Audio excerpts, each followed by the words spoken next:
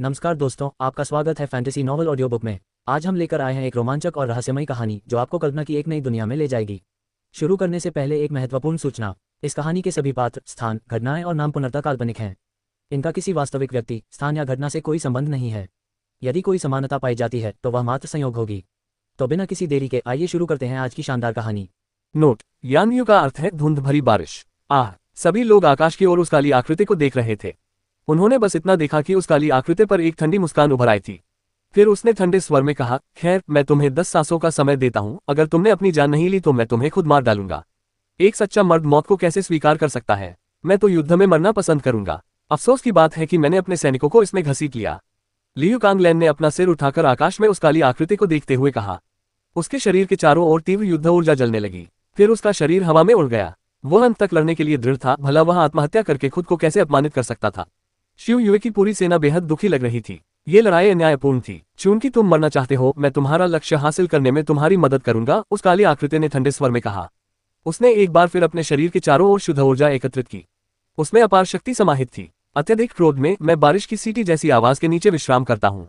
दूर तक देखते हुए, आकाश की ओर देखते हुए मैं एक लंबी और तेज चीख निकालता हूँ। मेरे सीने में दर्द हो रहा है। 30 सैनिक अब धूल और धरती के साथ, चंद्रमा और बादल जहां तक नजर जाती है, फैले हुए हैं। अचानक एक मधुर धुन से पूरा युद्ध क्षेत्र गूंज उठा। अगर लियू कांगलैन की आज मृत्यु हो जाती है तो राजकुमार मुजी को भी यही दफनाया जाएगा। वह आवाज इतनी कोमल और शक्तिशाली थी कि उन शब्दों में निहित सत्य पर कोई संदेह नहीं था।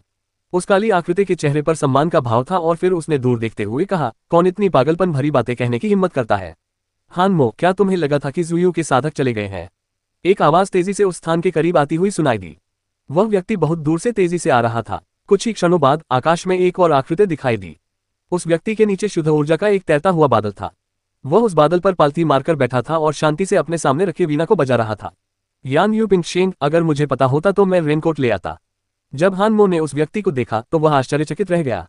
वह युद्ध के मैदान में क्यों प्रकट हुआ था? मेरे मन में महान आदर्श हैं, फिर भी भूख से मेरा पेट भरा हुआ है। मैं उनका मांस खाता हूँ। अपनी प्यास बुझाने के लिए मैं उनका खून पीता हूँ। अधेड़ उम्र का वह व्यक्ति गा रहा था और वीणा बजा रहा था। उसकी उंगलियां वीणा के तारों पर फिरी और एक शुद्ध सफेद ऊर्जा उत्पन्न हुई। पलक झपकते ही एक कान फाड़ देने वाली ध्वनि हवा में फैल गई और अचानक मो युए के 1000 सैनिक उसकी ध्वनि आधारित हमले की शक्ति के आगे बुरी तरह मारे गए। हंसते हंसते और बातें करते हुए उन्होंने बिना खून बहाए ही शत्रु को नष्ट कर दिया। हान मो, अगर तुम मेरे सैनिकों को मारोगे तो मैं तुम्हारे सैनिकों को मार डालूंगा। उसी तरह अगर तुम लियू कांगलैन को मारोगे तो मैं मोजी को मार डालूंगा। अधेड़ उम्र के उस व्यक्ति ने हान मो को देखते हुए ठंडे लहजे में कहा। लोगों को मारते हुए भी वीणा बजाते और मुस्कुराते हुए वह बेहद शालीन लग रहा था। भीड़ अचंभित थी। वह एक और अत्यंत शक्तिशाली साधक था। वे उसे रोक नहीं सकते थे। उसके वीणा की एक धुन से ही वह पल भर में 1000 लोगों को मार सकता था। जब जू युए सैनिकों ने इस व्यक्ति को देखा तो वे उत्साहित हो गए। उनके दिल एक बार फिर आशा से भर गए। उन्होंने यान यू पिंगशेन का नाम पहले कभी नहीं सुना था, लेकिन वे जानते थे कि अगर वह इस तरह बोल सकता है तो इसका मतलब है कि वह काली आकृति से कमजोर नहीं होगा। यह जू युए के कुलीन साधकों में से एक था। उस समय लिन फैंग का दिल भी जोर से धड़क रहा था। यान यू पिंगशेन, यही उसका असली नाम था। लिन फैंग आकाश में उस अधेड़ उम्र के व्यक्ति को जानता था, लेकिन वह अकेला नहीं था। सेलेस्टियल अकादमी में निस्संदेह ऐसे कई लोग थे जो उसे जानते थे। वह व्यक्ति लिन फैंग का वीणा वादक गुरु था जिसने उसे हृदय शुद्धि करना सिखाया था। वह उसका आड़ू के बाग वाला गुरु था। लिन फैंग ने कभी सोचा भी नहीं था कि वह उसे युद्ध के मैदान में देखेगा। इससे लिन फैंग को आखिरकार राहत महसूस होने लगी। जिस व्यक्ति ने उसे लिंची के उच्च स्तर तक पहुंचने में मदद की थी वह देश के विशेषज्ञों में से एक था। वह एक बुद्धिमान व्यक्ति थे और बिजली की गति से चलते थे। अजीब तरह से वे नाव जू की तरह दिखते थे। उनमें स्त्रीत्व का भाव भी था और युद्ध के मैदान में उनका प्रभाव मृत्यु के देवता जैसा था। उनके हमलों से दुश्मन की हजारों सेना नष्ट हो जाती थी। यान यू पिंगशेन, लिन फैंग ने फुसफुसाते हुए कहा। वह उसका नाम नहीं भूल सकता था। शायद यान यू पिंगशेन उप प्रधानाचार्य लोंग बिंग से भी अधिक शक्तिशाली था। हान मो यान यू पिंगशेन को टकटकी लगाकर देख रहा था। वह कुछ पल चुप रहा और फिर बोला, यान यू पिंगशेन, बहुत दिनों बाद मिले। क्या तुम मुझसे लड़ना चाहोगे? अगर तुम लड़ना चाहते हो तो चलो लड़ते हैं। यान यू पिंगशेन शांत स्वर में बोल रहा था। वह इतना शांत था मानो दुनिया की कोई भी बात उसके भावों को प्रभावित न कर सके। हान मो के शरीर के चारों ओर शुद्ध ऊर्जा संघनित हो रही थी। उसने अपना दाहिना हाथ हवा में घुमाया और अचानक काली शुद्ध ऊर्जा प्रकट हुई। विनाश! हान मो ने हवा में एक जोरदार मुक्का मारा जिससे अविश्वसनीय शोर हुआ और वह वायुमंडल को चीरता हुआ आगे बढ़ा। वह घोर काली ऊर्जा मानो आकाश और पृथ्वी को अपनी मोहरों से ढक लेना चाहती थी। हमला सीधे यान यू पिंगशेन की ओर बढ़ रहा था। यान यू पिंगशेन शुद्ध ऊर्जा के अपने सफेद बादल पर शांति से बैठे थे। उनकी उंगलियां उनके वीणा के तारों पर फिरी और तभी एक अविश्वसनीय रूप से तेज रोशनी निकली और उनके प्रतिद्वंद्वी की ओर बढ़ी। पश पश पश! वातावरण में तेज टकराव की आवाजें गूंज उठी। तुरंत बाद एक तेजस्वी और चमकदार प्रकाश उस काली ऊर्जा को भेदता हुआ निकला। उस अविश्वसनीय सफेद प्रकाश में अपार शुद्ध ऊर्जा समाहित थी और वह सीधे हान मो की ओर बढ़ रहा था। हालांकि हमले की शक्ति काफी कम हो जाने के बावजूद काली ऊर्जा भी यान यूपिन शेन की ओर बढ़ती रही। चलो कहीं और चलते हैं, हान मो हवा में नीचे उतरते हुए चिल्लाया। बिल्कुल यही मेरा विचार था, यान यूपिन शेन ने उत्तर दिया। फिर उसकी शुद्ध ऊर्जा का बादल गायब हो गया। फिर वे दोनों आकृतियां तेजी से दूर चली गईं और सेनाओं से काफी दूर पहुंच गईं। अंत में वे पूरी तरह से दृष्टि से ओझल हो गईं। हान मो और यान यूपिन शेन बेहद शक्तिशाली थे। अगर वे वहीं रुके रहते तो उनके हमलों से दर्शक मारे जाते, जो कि हान मो और यान यूपिन शेन बिल्कुल नहीं चाहते थे। जब सभी सैनिकों ने क्षितिज में दो आकृतियों को गायब होते देखा तो वे काफी देर तक शांत भाव से दूर तक देखते रहे। इतनी शक्ति के साथ एक व्यक्ति पूरे युद्ध का परिणाम बदल सकता था, वह पूरी सेना को नष्ट कर सकता था। वे अत्यंत शक्तिशाली थे, इसीलिए 9 देशों ने यह नियम बनाया कि ऐसे शक्तिशाली साधक युद्धों में भाग नहीं ले सकते। वे थोड़े से प्रयास से ही पूरी सेना का संहार कर सकते थे। मर जा, लियू कांगलैन ने हवा में चिल्लाते हुए कहा। उसने अपनी पीठ से धनुष निकाला और उसके पीछे एक सुनहरी आत्मा प्रकट हुई। उसके धनुष ने सबका ध्यान अपनी ओर खींच लिया। इसके बाद लियू कांगलैन ने अपने धनुष की डोरी खींची और सुनहरे तीरों की आकृतियां प्रकट हुई, जिन्होंने तुरंत मो युए की सेना पर निशाना साधा। फिर उसने धनुष की डोरी छोड़ दी और 7 सुनहरी रोशनी हवा में फैल गई। इस एक ही हमले में दर्जनों लोग मारे गए। मर जाओ, जू यू की सेना ने जोर से चिल्लाया। जमीन फिर से कांपने लगी। कुछ ही पल पहले हान मो ने एक ही वार में हजारों लोगों को मार डाला था। उसने लियू कांगलैन को आत्महत्या करने के लिए भी मजबूर करने की कोशिश की थी, जिससे सैनिकों का मनोबल बुरी तरह हिल गया था। लेकिन उसी क्षण यान यूपिन शेन प्रकट हुआ और हान मो से लड़ने लगा। वह उन्हें बचाने आया था। उन्हें अब भी मौत से बचने की उम्मीद थी। उसने उनके दिलों में फिर से जोश भर दिया था। जमीन पर एक बार फिर से भारी मात्रा में खून बह रहा था। लिन फैंग अपनी तलवार को मजबूती से पकड़े हुए था और अपने रास्ते में आने वाले हर किसी को लगातार काट रहा था। लोगों का एक समूह उसके साथ लड़ रहा था। वे जहां भी जाते खून बहता था। युद्ध क्षेत्र का कोई निर्धारित क्षेत्र नहीं था और समय के साथ साथ ये लड़ाई तेजी से एक बड़े क्षेत्र में फैल गई। इस लड़ाई में बिल्कुल भी कोई संगठन नहीं था, ये केवल मारो या मरो की लड़ाई थी। उसी क्षण लिन फैंग ने आखिरकार एक आकृति देखी। ये घोड़े पर सवार एक खूबसूरत लड़की थी, दुवान शिन ये। हालांकि वह हिलने डुलने में असमर्थ थी। उसका शरीर बंधा हुआ था। इसके अलावा वह 8 कुलीन घुड़सवार सैनिकों से घिरी हुई थी। ये 8 लोग राजसी काले कवच पहने हुए थे। वे ब्लैक गार्ड्स के सदस्य थे। दुवान शिन ये ने लिन फैंग को देखा। उसकी खूबसूरत आंखें किसी गर्म शरद ऋतु के दिन जैसी लग रही थी। उसकी आंखों के भाव से पता चल रहा था कि वह लिन फैंग द्वारा बचाए जाने के लिए बेताब थी। बेशक इन काले पहरेदारों ने भी लिन फैंग को उनकी ओर बढ़ते हुए देखा था, जो अपने पीछे खून और लाशों के सिवा कुछ नहीं छोड़ रहा था। उनके चेहरे के भाव ठंडे और क्रूर हो गए। उसी क्षण लिन फैंग आगे की ओर कूदा और उसी समय एक काला गार्ड भी उसकी ओर कूद पड़ा।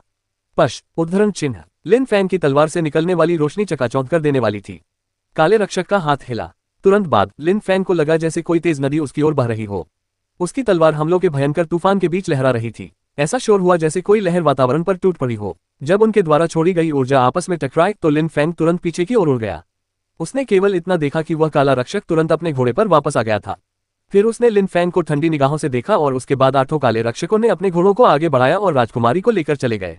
कितने ताकतवर! ये काले पहरेदार तो बेहद ताकतवर हैं। लिन फैंग की आंखें सिकुड़ गईं। हालांकि काले पहरेदारों की संख्या सिर्फ 8 थी, लेकिन वे उन सभी लोगों से कहीं ज्यादा ताकतवर थे जिन्हें लिन फैंग ने पहले मारा था। लिन फैंग ने अपनी तलवार लहराते हुए तेजी से आगे बढ़ा और तुरंत ही एक सिपाही अपने घोड़े से गिर पड़ा। लिन फैंग तुरंत घोड़े पर सवार होकर पूरी रफ्तार से उन 8 काले पहरेदारों की ओर दौड़ पड़ा। दुवान शिन ये को बचाना ही था, भले ही इसके लिए उसे अपनी जान क्यों न देनी पड़े। हवा लिन फैंग के कानों को भेद रही थी। वह अपने घोड़े को पागलों की तरह दौड़ा रहा था, पूरी रफ्तार से सरपट भाग रहा था।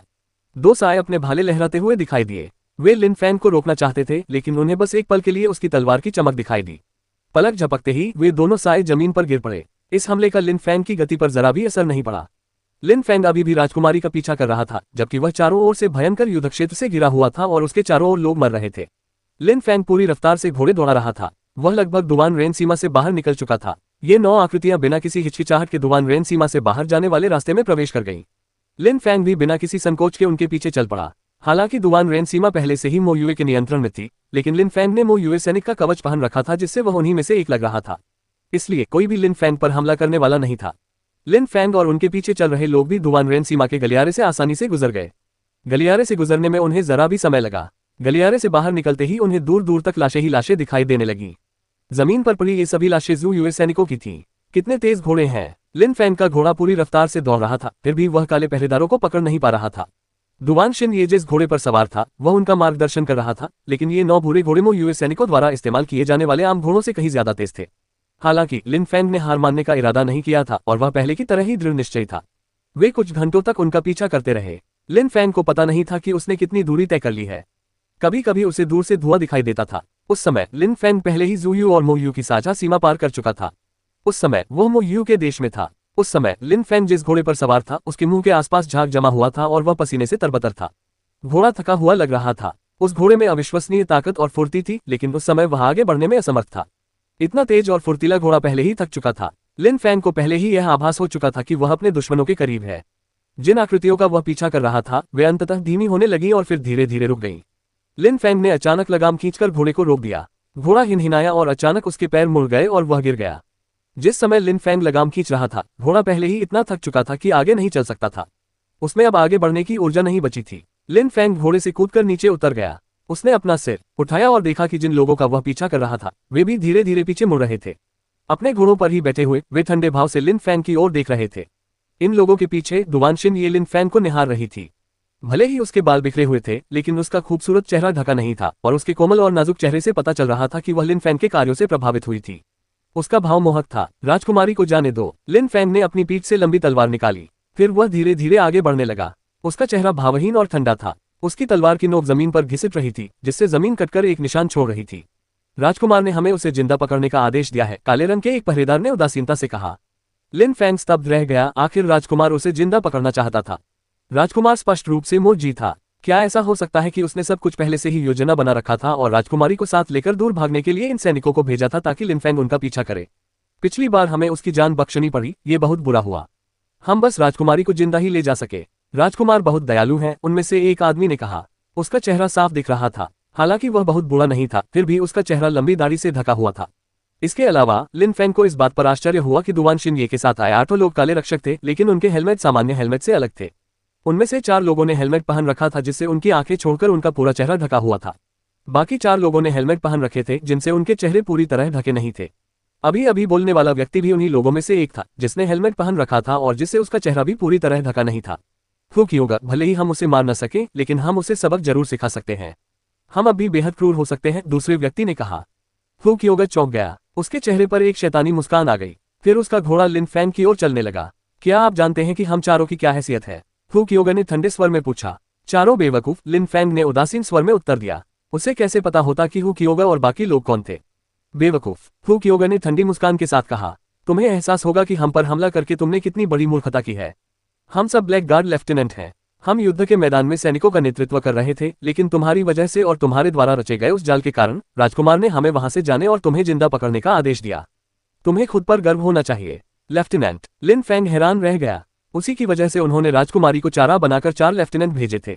सभी की उम्मीदों के विपरीत वे सचमुच उसमें दिलचस्पी ले रहे थे। लेकिन चेहरे ढके हुए वे 4 लोग कौन थे? हालांकि उनके द्वारा छोड़ी गई ची ऊर्जा लेफ्टिनेंटों द्वारा छोड़ी गई ची ऊर्जा जितनी शक्तिशाली नहीं थी, फिर भी वह अत्यंत शक्तिशाली थी। शहर में आग लगाने की तुम्हारी रणनीति के कारण हमारे कई साथी सैनिक मारे गए हैं, और भले ही मैं तुम्हें मार नहीं सकता, लेकिन मैं तुम्हें जान से मार डालने की पूरी कोशिश करूंगा। मेरे मन में तुम्हारे लिए सिर्फ नफरत है, फुकियोगा ने कहा। फिर उसने अपना हथियार, एक विशाल कुल्हाड़ी, उठा ली। वह बेहद क्रूर और भयानक लग रहा था। उसकी कुल्हाड़ी का वजन शायद कुछ 100 किलो रहा होगा। आहे, फुकियोगा गुस्से से चिल्लाया। उसका घोड़ा अचानक पूरी रफ्तार से लिन फैंग की ओर दौड़ा। उसकी कुल्हाड़ी हवा को चीरती हुई जोरदार गर्जना के साथ हवा में जा टकराई। लिन फैंग ने अविश्वसनीय गति से अपनी तलवार निकाली और फुकियोगा जिस घोड़े पर सवार था उसके अगले पैर काट दिए। फुकियोगा ने घोड़े से कूदकर लिन फैंग की ओर छलांग लगाई। इसके बाद लिन फैंग ने ऊपर से आ रही कुल्हाड़ी को रोकने के लिए अपनी तलवार उठाई। कुल्हाड़ी और लिन फैंग की लंबी तलवार के टकराने से लिन फैंग नीचे गिर पड़े। इस झटके से ही लिन फैंग दर्द से कराह उठे क्योंकि उन्हें चोट लग गई थी। कितना शक्तिशाली, लिन फैंग ने सोचा। वह अचंभित था। वह दुश्मन को भूल रहा था। वह व्यक्ति उतनी ही ताकतवर था जितना कि उसने पहले मारे गए काले रक्षकों का सरदार, 7वें लिंगची स्तर का। वह लिन फैंग से एक स्तर अधिक शक्तिशाली था। इसके अलावा फुकियोगा की युद्ध कुल्हाड़ी का वार लिन फैंग पर ऐसा लगा जैसे कोई पहाड़ उस पर गिर पड़ा हो, और उससे उसके पैरों तले जमीन भी फट गई। तुम एक भी हमले का सामना नहीं कर सकते, फुकियोगा ने लिन फैंग को नीचा दिखाते हुए हंसते हुए कहा। हालांकि जब उसने दोबारा अपनी कुल्हाड़ी उठाई तो वह आश्चर्यचकित रह गया। लिन फैंग अचानक एक परछाई में बदल गया और आंखों से ओझल हो गया। लिन फैंग ने इतनी तेजी से काम किया कि फुकियोगा को प्रतिक्रिया करने का समय ही नहीं मिला। वह अभी भी अनाड़ीपन से अपनी विशाल कुल्हाड़ी उठा रहा था। सावधान रहो, काले रंग के एक रक्षक ने चिल्लाकर कहा, लेकिन बहुत देर हो चुकी थी। लिन फैंग की तलवार पहले ही फुकियोगा के गले पर थी। फुकियोगा अभी भी अपनी कुल्हाड़ी उठाने की कोशिश कर रही थी, लेकिन लिन फैंग ने पहले ही अपनी तलवार वापस खींची थी। वैनिशिंग शैडो एक ऐसी कला थी जिसमें लोगों की प्रतिक्रिया करने से पहले ही अचानक और अप्रत्याशित हमले करके उनकी जान ले ली जाती थी। एक ही वार काफी था। यह एक डी स्तर की कौशल शक्ति थी। यहाँ तक कि जब लिन फैंग अभी चौथे लिंगची स्तर पर था तब भी उसने इसी हमले का इस्तेमाल करके सातवें लिंगची स्तर के एक साधक को मार डाला था। लिन फैंग के पास पहले से ही लिंगची की छठी परत की शक्ति थी। न केवल उसकी बुनियादी शक्ति में काफी सुधार हुआ था बल्कि उसने अपने मार्शल कौशल का भी अभ्यास किया था। मार्शल कौशल के अभ्यास ने उसे आक्रमण करते समय अधिकतम शक्ति का उपयोग करने में सक्षम बनाया। वह अपनी लुप्त होती छाया का उपयोग करके पलक झपकते ही लोगों का वध कर सकता था। बेशक लिन फैंग ने सातवें लिंगची स्तर के हुकियोगा को इसलिए मार डाला क्योंकि हुकियोगा ने लिन फैंग को कमाका था। उसने सोचा था कि हुकियोगा एक सच्चा विशेषज्ञ है और लिन फैंग ने इसी अवसर का फायदा उठाया। मैं मरना नहीं चाहता। हुकियोगा के गले से एक हल्की सी चीख निकली, उसकी आवाज भारी हो गई और अचानक उसके गले से खून बहने लगा और भले ही वह मरना नहीं चाहता था लेकिन वह मर चुका था। जीवन और मृत्यु, एक क्षणिक चूक और सब कुछ खत्म हो सकता है। हुकियोगा। तीनों लेफ्टिनेंटों ने एक साथ चिल्लाया। तीनों लेफ्टिनेंट हुकियोगा की गिरती हुई आकृति को देख रहे थे। उनके चेहरे गुस्से से लाल थे। फिर उन्होंने अपना सिर उठाया और उग्र घातक इरादे से लिन फैंग को देखा। तुमने हुकियोगा को मारने की हिम्मत कैसे की? लेफ्टिनेंटों में से एक ने बर्फीली आवाज में लिन फैंग को घूरते हुए कहा, क्या तुमने इसे नहीं देखा? लिन फैंग ने निडर होकर पूछा। लिन फैंग के पास अपने विरोधियों को मारने का मौका था। वो इसे गंवाना नहीं चाहता था। हुकियोगा के पास सातवें लिंगची स्तर की शक्ति थी। हुकियोगा की कुल्हाड़ी इतनी शक्तिशाली थी कि उसके हमले के झटके से लिन फैंग घायल हो गया था। अगर वो हुकियोगा को नहीं मारता तो यह आत्महत्या के समान होता। युद्ध के दौरान जब दो पक्ष लड़ रहे होते हैं तो सभी लड़ाइयाँ जीवन और मृत्यु का मामला होती है। लेफ्टिनेंट ने दांत पीसे। वह लिन फैंग से नफरत करता था और उसे मार डालना चाहता था, लेकिन राजकुमार मोजी ने लिन फैंग को जिंदा पकड़ने का आदेश दिया था। मोजी के आदेशों का उल्लंघन करने की हिम्मत किसी की नहीं थी। तुम चारों जाओ और उसे पकड़ो। लेफ्टिनेंट ने पीछे मुड़कर उन चारों की ओर देखते हुए कहा जिन्होंने अपने चेहरे ढके हुए थे। उसकी आवाज ठंडी और आदेशात्मक थी। उनमें से एक ने कहा, नहीं, हम ऐसा नहीं कर सकते। लेफ्टिनेंट हैरान रह गया। उसके चेहरे के भाव और भी ठंडे हो गए। लिन फैंग भी हैरान थी। ऐसा लग रहा था कि उनके बीच संबंध उतने अच्छे नहीं थे। लेकिन आखिर उनके बीच किस तरह का संबंध था? हम 3 लोगों को भेजने को तैयार हैं, लेकिन आप में से 2 को उसे पकड़ने में उनकी मदद करनी होगी। कैसा रहेगा? चेहरा ढके हुए उस व्यक्ति ने आगे कहा। उसकी आवाज से लग रहा था कि वह उन चारों का नेता है। कुछ देर तक असमंजस में रहने के बाद लेफ्टिनेंट ने कहा, ठीक है। फिर उसने सिर हिलाकर कहा, अगर तुम पूरी ताकत से नहीं लड़ोगे तो मुझे असभ्य होने के लिए दोष मत देना।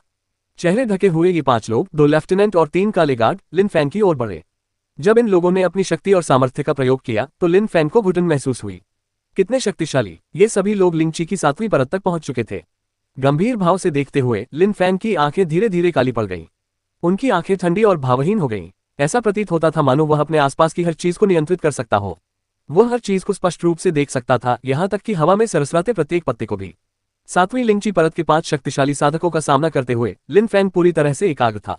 ऐसा लग रहा था मानो अनंत मात्रा में युद्ध ऊर्जा उसके शरीर को घेरे हुए हो। लिन फैंग के पैरों तले जमीन कांप रही थी और उसके कवच से धातु की झंझनाहट की आवाज आ रही थी। लिन फैंग ने अपनी तलवार को मजबूती से पकड़ रखा था। 7वें लिंगची स्तर के 5 साधकों का सामना करते हुए भी लिन फैंग जरा भी विचलित नहीं हुआ। साधना के मार्ग पर सबसे अच्छे गुणों में से एक था दृढ़ इच्छाशक्ति और अटूट दृढ़ संकल्प। यहाँ तक कि अगर लिन फैंग को 7वें लिंगची स्तर के 5 साधकों का सामना करना पड़ता तो भी वह विचलित नहीं होता। एकमात्र रास्ता युद्ध था और बाकी सब भाग्य पर निर्भर था। बादलों तक पहुंचने का यही एकमात्र मार्ग था। निडरता ने सर्वोच्च उपलब्धियों को जन्म दिया। वे लिन फैंग द्वारा उत्सर्जित शक्तिशाली युद्ध ऊर्जा को महसूस कर सकते थे, इसलिए 5 साधक सतर्क रहे। उसने 7वीं लिंगची परत तक पहुंच चुकी हुकियोगा को एक ही वार में मार डाला था। वे अपनी सुरक्षा में ढील नहीं दे सकते थे और लिन फैंग को इसका फायदा उठाने का मौका नहीं दे सकते थे। पहले उसे बुरी तरह घायल करो। दया दिखाने की जरूरत नहीं है, बस उसे जान से मत मारो, लेफ्टिनेंटों में से एक ने ठंडे स्वर में कहा।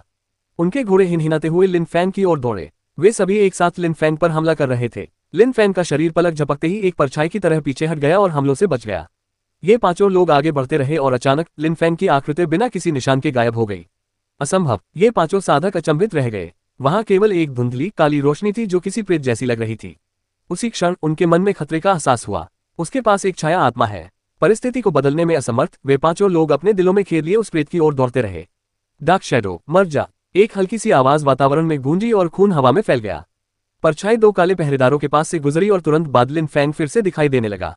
ये 5 लोग ठीक से एकजुट नहीं हो पाए थे। लिन फैंग की पीठ उन 2 काले पहरेदारों की ओर थी जो पूरी गति से उसकी ओर दौड़ रहे थे। हालांकि जैसे ही वे लिन फैंग के करीब पहुंचे उनके शरीर कांपने लगे और वे अपने घोड़ों से गिर पड़े, वे पहले ही मर चुके थे। ये दी स्तर की कौशल क्रॉस शैडो, डार्क शैडो का दूसरा भाग था। साधक लगभग अदृश्य और अश्रव्य छाया में रूपांतरित हो सकता था। ये वह भाग भी था जिस पर रक्षक कोन कभी महारत हासिल नहीं कर पाए थे। हालांकि लिन फैंग अपनी दिव्य आत्मा को सक्रिय करते हुए इस कौशल का कुछ हद तक उपयोग कर सकता था। भले ही ये परिपूर्ण न हो, फिर भी वह एक ऐसी छाया में रूपांतरित हो सकता था जिससे वह एक पारदर्शी प्रेत की तरह दिखता था, जो मुश्किल से दिखाई देता था। इसके अलावा इस कौशल का उपयोग करके उसने आसानी से 2 ऐसे साधकों को मार डाला था जिनकी साधना उससे कहीं अधिक उन्नत थी। बेशक लिन फैंग को ऐसा करने के लिए बहुत बड़ी कीमत चुकानी पड़ी। लिन फैंग ने खून की कुछ घूंटें खांसकर बाहर निकाली और उसके मुंह के कोने से खून टपक रहा था। उसने डार्क शैडो में महारत हासिल नहीं की थी, इसलिए वह एक पूर्ण परछाई में परिवर्तित नहीं हो सका। यही कारण था कि विरोधियों के हमलों से उसे नुकसान पहुंचा। हालांकि वह उनमें से 2 को मारने में कामयाब रहा, जिसे एक बड़ी उपलब्धि माना जा सकता है। हालांकि लिन फैंग को महसूस हुआ कि उसके आंतरिक अंगों को गंभीर चोट लगी है। लिन फैंग, दुवान शिन ये लिन फैंग को देख रही थी और उसके गाल गुलाबी हो गए थे। लिन फैंग उसे बचाने के लिए ये सब क्यों कर रहा था? वह उसे बचाने के लिए इतने सारे शक्तिशाली दुश्मनों से लड़ रहा था। कमीने, अभी तक हस्तक्षेप न करने वाले लेफ्टिनेंट ने गुस्से से चिल्लाते हुए कहा। वह तुरंत लिन फैंग की ओर दौड़ा और अपना सबसे शक्तिशाली मुक्का मारा। लिन फैंग अपने आसपास की हर चीज को महसूस कर सकता था और उसने देखा कि एक मुक्का उसकी ओर तेजी से बढ़ रहा है। लिन फैंग ने तुरंत अपने दाहिने हाथ से जमीन पर मुक्का मारा और हमले से खुद को दूर धकेल दिया। हालांकि उस मुक्के की ताकत का असर उस पर फिर भी हुआ। जमीन पर गिरते ही उसके मुंह से खून की एक और बूंद निकली। लिन फैंग ने एक हाथ से खुद को जमीन पर संभाला, लेकिन उसका चेहरा बेहद पीला पड़ गया था। 8वीं लिंगची परत। वह लेफ्टिनेंट सबसे बलवान भी था। आश्चर्यजनक रूप से उसके पास लिंगची की 8वीं परत की शक्ति थी। तुमने मेरे भाइयों को मारा है, तुम्हें मरना होगा। पहले की तरह वह लेफ्टिनेंट हार मानने को तैयार नहीं था। उसने अपना ताकतवर पैर जमीन पर पटका और हवा में उछल पड़ा। वह घायल लिन फैंग की ओर एक और मुक्का मार रहा था। धमाका। लिन फैंग का शरीर पीछे की ओर धकेल दिया गया। इस बार उसकी चोटें कहीं अधिक गंभीर थीं। कुछ क्षण पहले ही वह बुरी तरह घायल हो चुका था, लेकिन अब उसे 8वें लिंगची स्तर के एक साधक के 2 मुक्के ही लगे थे। लिन फैंग, आज तुम्हारी मृत्यु होगी। लेफ्टिनेंट के शरीर से भेदी ठंडी घातक ऊर्जा निकली। वह धीरे धीरे लिन फैंग की ओर बढ़ रहा था। राजकुमार उसे जिंदा चाहते हैं। अगर तुम उसे मारोगे तो तुम राजकुमार के आदेशों का उल्लंघन करोगे, हेलमेट पहने एक आदमी ने कहा। लेफ्टिनेंट चौंक गया। फिर उसने तुरंत ठंडे लहजे में कहा, उसने मेरे 2 भाइयों को मार डाला है। अगर मैं उसे नहीं मार सका तो मैं उसकी बाहें काट दूंगा। मेरी भुजाएं काट दोगे? लिन फैंग ने सिर उठाते हुए कहा। उसकी गहरी और भावहीन आंखें और भी दृढ़ लग रही थीं। वह खड़ा हुआ और उसके शरीर से अथाह मात्रा में युद्ध ऊर्जा निकली। ये युद्ध ऊर्जा लिन फैंग के शरीर के चारों ओर बेतहाशा उतार चढ़ाव कर रही थी। अचानक लिन फैंग के पीछे एक विशालकाय बर्फ की आत्मा प्रकट हुई और ऐसा लगा मानो वह आकाश तक पहुंच गई हो। ऐसा लगा जैसे पूरा इलाका पल भर में जम गया हो। तापमान तुरंत गिर गया। तलवार की ऊर्जा वातावरण में सीटी बजाती हुई दौड़ रही थी। ये तीव्र और घातक थी। जब बाकी लोगों ने ये देखा तो वे अचंभित रह गए। लिन फैंग अभी भी इतनी अविश्वसनीय युद्ध ऊर्जा उत्पन्न करने में सक्षम था। उसकी इच्छाशक्ति और दृढ़ संकल्प अद्भुत था। वह शांत और उदासीन दिखते हुए एक कदम आगे बढ़ा, लेकिन उस कदम के बाद लिन फैंग के शरीर के चारों ओर की युद्ध ऊर्जा एक हिंसक आंधी में बदल गई जो बर्फ के केंद्र में भयंकर रूप से भड़क उठी। लेफ्टिनेंट अचंभित रह गया। उसने अपनी आंखें सिकोड़ लीं। लिन फैंग बेहद खतरनाक था। ऐसा लग रहा था मानो उसकी 2 प्रकार की ऊर्जाएं आकाश और पृथ्वी की ऊर्जा के साथ मिलकर एक हो गई हो। ऐसा लग रहा था मानो लिन फैंग लेफ्टिनेंट समेत किसी को भी हरा सकता हो। वह एक सच्चे नायक के गुण प्रदर्शित कर रहा था। उसमें अविश्वसनीय इच्छाशक्ति और जोश था। उसका हृदय निडर था, दृढ़ संकल्प से भरा हुआ था और उसे ऐसा लग रहा था कि वह अपने रास्ते में आने वाली हर चीज को नष्ट कर सकता है। मर जा, लिन फैंग ने शांत स्वर में कहा। हालांकि उसने अपनी तलवार का इस्तेमाल नहीं किया। उसने अपनी उंगली को तलवार का रूप दे दिया। ऐसा लग रहा था मानो उसकी उंगली सचमुच तलवार बन गई हो। अन्य ऊर्जाओं के साथ साथ उसकी शक्ति भी बढ़ती जा रही थी। वह ऊर्जा आक्रमण कर रहा था। जब लिन फैंग ने अपनी उंगली उठाई तो ऐसा लगा जैसे हवा को तलवार से चीर दिया गया हो। धमाका। लेफ्टिनेंट ने तुरंत अपनी भयंकर पशु आत्मा को जागृत किया, जिससे अविश्वसनीय शक्ति उत्पन्न हुई। यह एक अत्यंत शक्तिशाली आत्मा थी, एक विशालकाय भयंकर पशु जो एक छोटे पहाड़ की तरह दिखता था। उन्हें लगा कि लिन फैंग बेहद खतरनाक है। भले ही उन्होंने लिंगची की 8वीं परत को पार कर लिया था, लेकिन उन्हें पूरा यकीन था कि लिन फैंग के खिलाफ उन्हें अपनी पूरी ताकत लगानी होगी। उन्होंने अपने सबसे शक्तिशाली हमले ऑब्लिवियन फिस्ट का इस्तेमाल किया और लिन फैंग की ओर झपटे। धमाका। धरती कांप उठी। उनके बीच एक बेहद तेज हवा चलने लगी। धूल के बादल चारों दिशाओं में जोर से उड़ने लगे। वापस आओ। लिन फैंग को जोर से पीछे धकेल दिया गया, लेकिन उसने अपने मुंह से बहते खून को नजरअंदाज कर दिया। इसके अलावा मानो उसकी ऊर्जा कभी खत्म न होने वाली हो, उसके शरीर से लगातार तीव्र ठंडी ची, तलवार की ची और युद्ध ऊर्जा निकल रही थी। धमाका। जमीन अचानक धंस गई और जहां लिन फैंग खड़ा था वहां एक विशाल गड्ढा बन गया। लिन फैंग एक बार फिर पीछे की ओर गिर पड़ा और लगातार खून की उल्टी करता रहा। दुवान शिन ये इस दृश्य को और सहन नहीं कर सका। हालांकि ऐसा प्रतीत हो रहा था कि लिन फैंग के शरीर से निकलने वाली ची की मात्रा लगातार बढ़ती जा रही थी। उसके द्वारा उत्सर्जित सारी ऊर्जा आपस में मिल रही थी। वह निर्भीक युद्ध ऊर्जा पृथ्वी और आकाश के समान ही शक्तिशाली और भव्य होती जा रही थी। लेफ्टिनेंट लिन फैंग की भावहीन आंखों और उसकी लगातार बढ़ती हुई ऊर्जा को देख रहा था। उसके चेहरे के भाव और भी गंभीर हो गए और उसकी भयंकर पशु आत्मा जोर से दहाड़ते हुए हरकत में आने लगी। मर जा, लेफ्टिनेंट चिल्लाया। उसकी हथेली लिन फैंग की ओर बढ़ी। उसमें अपार शक्ति भरी हुई थी और वह अचानक एक विशाल क्रूर हाथ में बदल गई। हथेली इतनी बड़ी हो गई थी कि उसने लिन फैंग के पूरे शरीर को ढक लिया। ये स्पष्ट रूप से उसकी आत्मा की शक्ति थी। धमाका, वह अविश्वसनीय शक्ति हवा में तेजी से लिन फैंग की ओर बढ़ रही थी। उसे ऐसा लग रहा था मानो उसके नीचे की जमीन भी दबाव से कांप रही हो। उसे घुटन महसूस हो रही थी। हालांकि उसकी युद्ध शक्ति कम नहीं हो रही थी। लिन फैंग निडर था। उसने एक उंगली का इस्तेमाल करने के बजाय अपनी पूरी मुट्ठी का इस्तेमाल किया और अपनी सारी ऊर्जा उसमें केंद्रित कर दी। उसकी पूरी मुट्ठी तलवार से भी तेज हो गई। उसकी मुट्ठी जिस भी चीज को छूती वह सीधे आर पार हो जाती। लेफ्टिनेंट की हथेली और लिन फैंग की मुट्ठी के बीच जोरदार टक्कर हुई और एक भयानक विस्फोट हुआ। धमाका, एक और बेहद तेज आवाज गूंजी। लिन फैंग के पैरों तले जमीन फट गई। लेफ्टिनेंट एक विशालकाय खूंखार जानवर की तरह था और उसने पहाड़ की तरह लिन फैंग पर प्रहार किया। शोर अचानक बंद हो गया और फिर लेफ्टिनेंट के हाथों की अथाह शक्ति ने लिन फैंग के शरीर को जकड़ना शुरू कर दिया। लिन फैंग को लगा जैसे उसकी हड्डियां और आंतरिक अंग फट जाएंगे। वह बुरी तरह घायल था लेकिन फिर भी सीधा खड़ा था और बिल्कुल भी पीछे नहीं हट रहा था, जिससे सभी लोग उसे हैरानी से देखते रह गए। कुछ क्षण बाद वातावरण में सन्नाटा छा गया। लेफ्टिनेंट के हाथ से खून टपक रहा था। किसी को नहीं पता था कि कुछ ही क्षण पहले लिन फैंग की मुट्ठी ने उसकी हथेली को भेद दिया था। उसके बीचों बीच एक बड़ा छेद हो गया था। फिर भी वह रुका नहीं क्योंकि वह जानता था कि लिन फैंग की चोटें उसकी अपनी चोटों से कहीं अधिक गंभीर थीं। उस समय लिन फैंग की मुट्ठी लेफ्टिनेंट की हथेली पर टिकी हुई थी। वे दोनों वहीं स्थिर खड़े थे। लिन फैंग की आंखों में कोई भाव नहीं था और वह अपने आसपास की हर चीज को स्पष्ट रूप से महसूस कर सकता था। यही लिन फैंग की अपनी अंधकार में दुनिया थी। उसकी हड्डियां टूट चुकी थीं और उसके आंतरिक अंग बुरी तरह क्षतिग्रस्त हो गए थे। वह किसी भी क्षण गिर सकता था और अपनी अंतिम सांस ले सकता था, लेकिन पहले की तरह वह मजबूती से खड़ा था। उसकी अपनी दुनिया में बर्फ नीली थी, तलवार की ऊर्जा सफेद थी और युद्ध की ऊर्जा सुनहरी थी। उसकी दुनिया में सब कुछ उसके मन में देखा जा सकता था।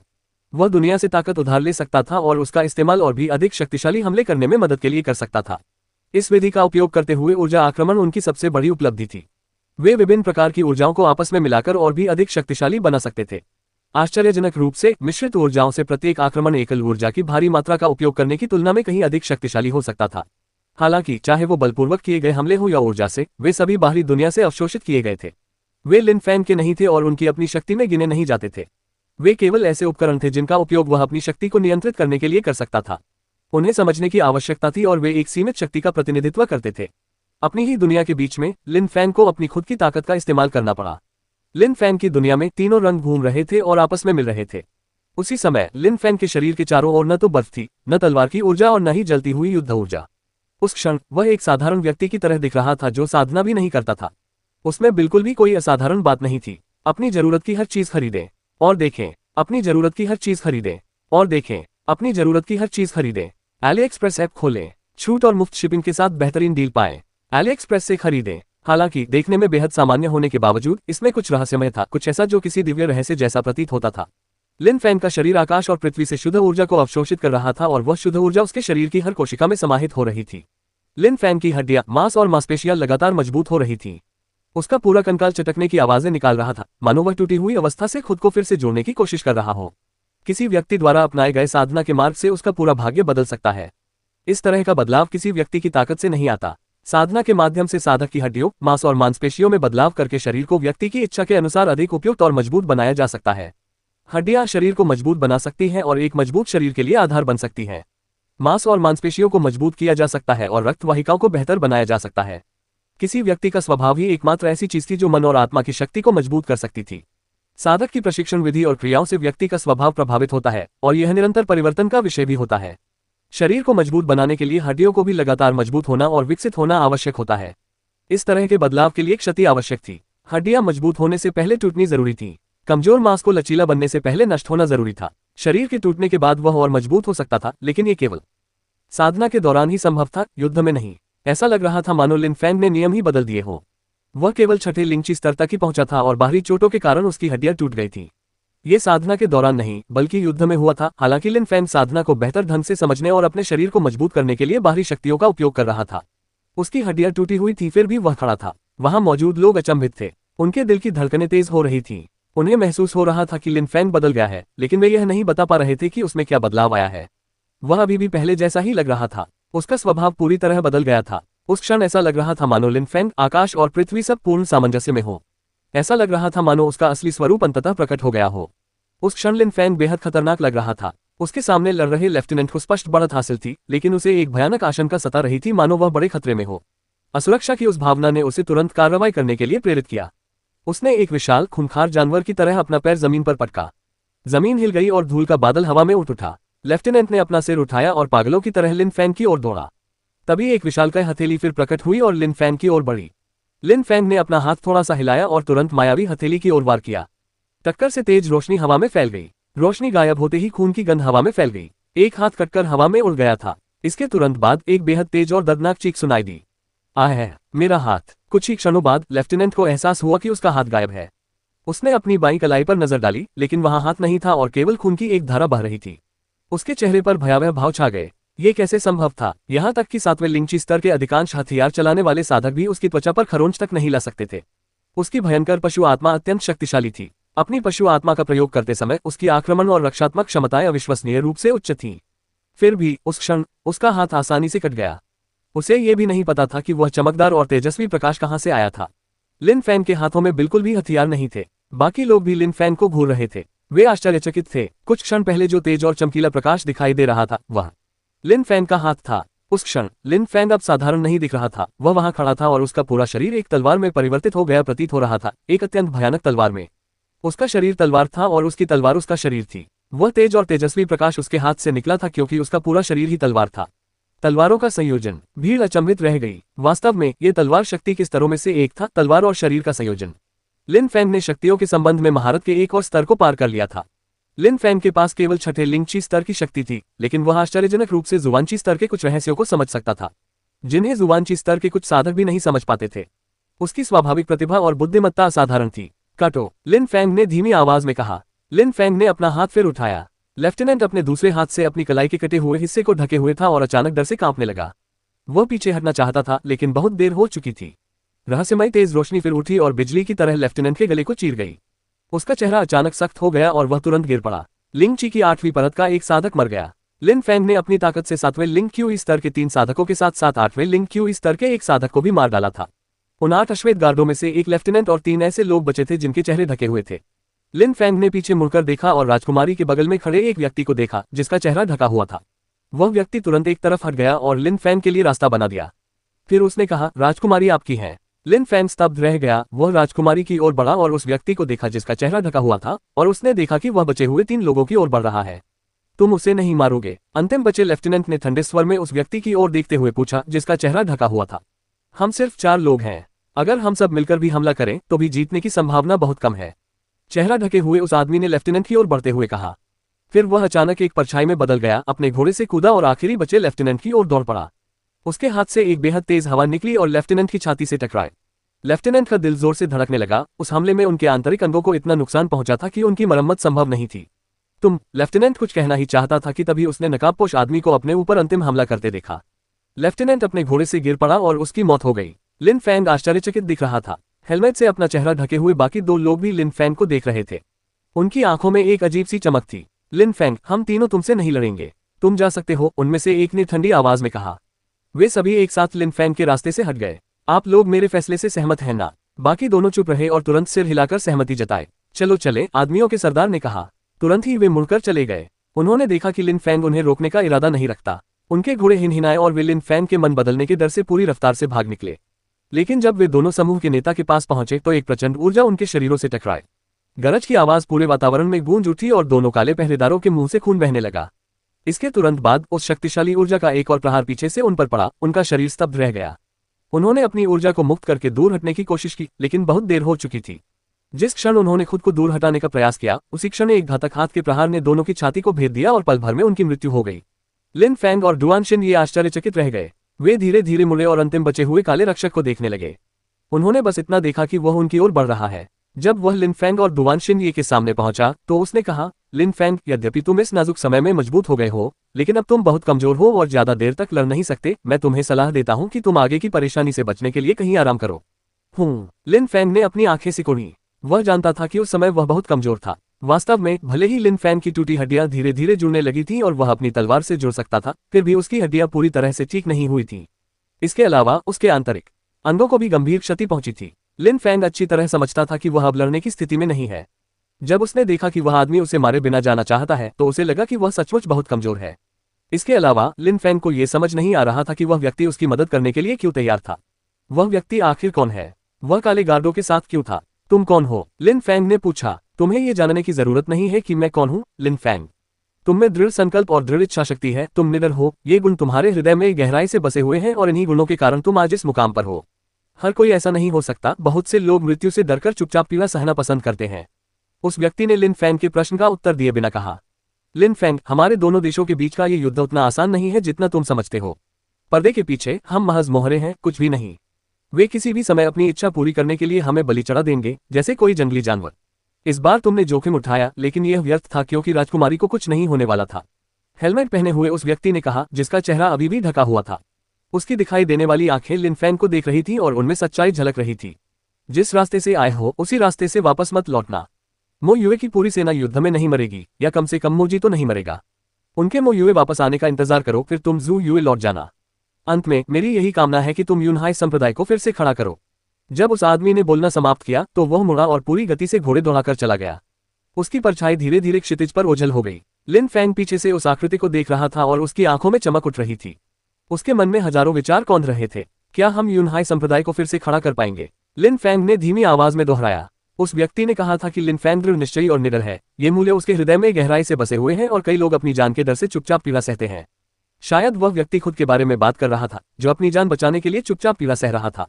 वह व्यक्ति यूनहाई संप्रदाय का पूर्व सदस्य रहा होगा। जी हाँ, वह व्यक्ति वाकई यूनहाई संप्रदाय का पूर्व सदस्य था। इसके अलावा उसने अपनी जान बचाने के लिए जू युए के पवित्र प्रांगण में शरण ली थी, इसलिए उसने वे शब्द कहे थे। उस व्यक्ति के कौशल जल के समान निर्मल थे, वह अत्यंत बलवान था और लिंगची की 8वीं परत को पार कर चुका था। लिन फैंग के मन में केवल एक ही व्यक्ति का नाम आता था। यूनहाई संप्रदाय में एक अविश्वसनीय रूप से शक्तिशाली शिष्य था, लिंग हु हेशान। वह व्यक्ति यूनहाई संप्रदाय के प्रमुख शिष्यों में से पहला शिष्य लिंग हु हेशान हुआ करता था। लिन फैंग, हमारे दोनों देशों के बीच का ये युद्ध उतना आसान नहीं है जितना तुम समझते हो। पर्दे के पीछे हम महज मोहरे हैं, हमारी कोई अहमियत नहीं है। वे किसी भी समय अपनी इच्छा पूरी करने के लिए हमें बलि का बकरा बना सकते हैं, जैसे कोई जंगली जानवर। इस बार तुमने जोखिम उठाया, लेकिन यह व्यर्थ था क्योंकि राजकुमारी को कुछ नहीं होने वाला था। लिन फैंग को एक बार फिर लिंगहू हेशान के शब्द याद आ गए। उसका दिल जोर से धड़क रहा था। वाकई लिंगहू हेशान राजकुमारी के साथ था, जिसका मतलब था कि हेलमेट पहने हुए चारों पुरुष शिव युए के पवित्र प्रांगण के छात्र थे। शिव युए के पवित्र प्रांगण के छात्र और साथ ही काले पहरेदार राजकुमारी की सुरक्षा के लिए मिलकर काम कर रहे थे। जो लोग एक दूसरे के कट्टर दुश्मन माने जाते थे, वे आपस में सहयोग कर रहे थे। मो युए की सेनाओं का नेता मोजी था और जू युए के पवित्र प्रांगण का नेता डुआनतियान लैंग था। जब लिन फैंग ने इसके बारे में सोचा तो ठंडे घातक इरादे ने उसके पूरे शरीर पर कब्जा कर लिया और उसके दिल और यहां तक कि उसकी हड्डियों में भी प्रवेश कर गया। ये युद्ध शतरंज के खेल की तरह था। इसका परिणाम शुरू से ही तय था। राजकुमारी का अपहरण, सैनिकों में फैली अफरा तफरी, लाखों सैनिकों की जान, सब कुछ पहले से ही योजनाबद्ध था और उनकी योजना का हिस्सा था। ये सब इसलिए किया गया था ताकि पर्दे के पीछे बैठे लोग अपने लक्ष्य को हासिल कर सकें। ये लोग लिन फैंग की मौत चाहते थे, इसीलिए उन्होंने लिन फैंग की मौजूदगी में राजकुमारी को अगवा किया और फिर इसका इल्जाम लियू कांगलैन पर लगा दिया। उस त्रासदी के कारण लाखों लोगों की मौत हुई। हालांकि लिन फैंग ने उनकी योजनाओं को विफल करने की पूरी कोशिश की थी। वह हार मानने को तैयार नहीं था और राजकुमारी को ढूंढने के लिए उसने बहुत प्रयास किए थे।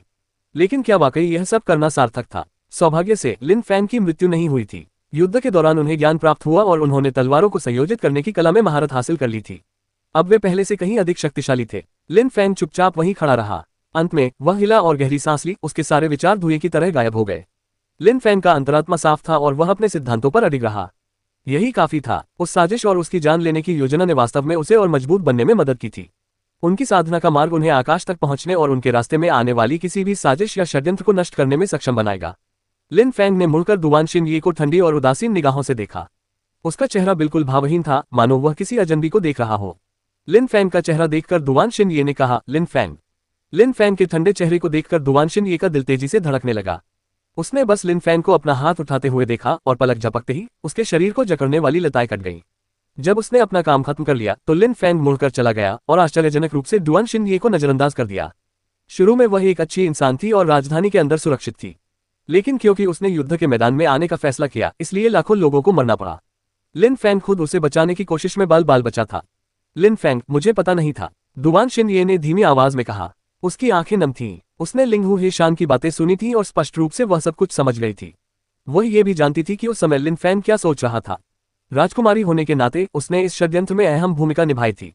भला ये सब बातें उससे कैसे छिपी रह सकती थी? वह शाही परिवार की सदस्य थी जो शाही महल में प्रवेश करने के लिए भारी पर्दों को पार कर सकती थी। इसके अलावा लिन फेंग ने उससे पहले ही पूछ लिया था कि वह युद्ध के मैदान में क्यों आना चाहती है, जबकि वहां होना न तो जरूरी था और न ही खतरनाक। जाहिर है वह षड्यंत्र ही उसके आने का कारण था। वह लिन फेंग की भावनाओं को भली भांति समझ सकती थी। लिन फेंग आगे बढ़ता रहा। ऐसा नहीं लग रहा था कि वह रुकने वाला है। वह स्थिर और दृढ़ दिख रहा था। लिन फेंग, मुझे सच में पता नहीं था, दुवान शिन ये ने रोते हुए कहा। उसके दिल में गहरा दर्द उठ रहा था। केवल प्रेम में डूबी हुई स्त्री ही अपने हृदय में ऐसा दर्द महसूस कर सकती है। हो सकता है कि वह सचमुच प्यार में पड़ गई हो। एक घोड़ागाड़ी एक प्राचीन सड़क पर चल रही थी। 3 घोड़े गाड़ी खींच रहे थे। उस गाड़ी के पीछे कई लोग घोड़ों पर सवार होकर पहरेदार के रूप में काम कर रहे थे। नी गाड़ी चला रहे व्यक्ति ने लगाम को पीछे की ओर खींचा और गाड़ी रुक गई। फिर गाड़ी के दाएं और बाएं तरफ के पहरेदार आगे बढ़ते रहे। एक व्यक्ति जमीन पर लेटा हुआ था। उस व्यक्ति ने सैनिक का कवच पहन रखा था। फूबो, उसकी हृदय गति सामान्य है, उसमें कोई अनियमितता नहीं है। वह जीवित है लेकिन बेहोश है। एक व्यक्ति ने शव की जांच करते हुए गाड़ी के चालक से कहा। इसे सड़क के किनारे ले जाओ, हमें जल्दी करनी है, गाड़ी के चालक ने बेपरवाही से कहा। वह आदमी आदेश का पालन करने ही वाला था कि तभी गोरे चिट्टे हाथों ने गाड़ी के पर्दे खोल दिए। पर्दों के पीछे से एक कोमल चेहरा दिखाई दिया। वह एक खूबसूरत युवती थी, बहुत कम उम्र की। उसकी आंखों में चमक थी। फूबो, एक सिपाही यहाँ सड़क पर पड़ा हुआ कैसे हो सकता है? साफ और निर्मल आवाज वाली युवती ने पूछा। फूबो ने सिर हिलाकर कहा, मुझे पक्का पता नहीं, लेकिन हमारे देश में मुल्युए आम सिपाही इतने ताकतवर नहीं होते। लेफ्टिनेंट या उससे ऊपर के रैंक के सिपाही को छोड़कर बाकी सब युद्ध के मैदान में ताकतवर नहीं माने जाते। वह व्यक्ति बहुत कमजोर रहा होगा, शायद इसीलिए उसे सड़क पर छोड़ दिया गया। ओह, उस युवती ने हल्के से सिर हिलाते हुए कहा। उसकी आंखों में एक चमक आए और उसने कहा, उसे हमारे साथ गाड़ी में ले चलो। मिस, यह उचित नहीं है, फूबो ने आश्चर्यचकित होकर कहा। कोई बात नहीं, फूबो, उस युवती ने उसे अनदेखा करते हुए मुस्कुराते हुए कहा। फिर उसने सैनिकों के बगल में खड़े आदमी से बात की और कहा, इसे इधर ले आओ और गाड़ी में बिठा दो। पहरेदारों ने फूबो की ओर देखा। हालांकि फूबो के पास सिर हिलाने के अलावा कोई विकल्प नहीं था। पहरेदारों के पास बेहोश सैनिक को गाड़ी में ले जाने के अलावा कोई और चारा नहीं था। फिर गाड़ी धीरे धीरे आगे बढ़ने लगी।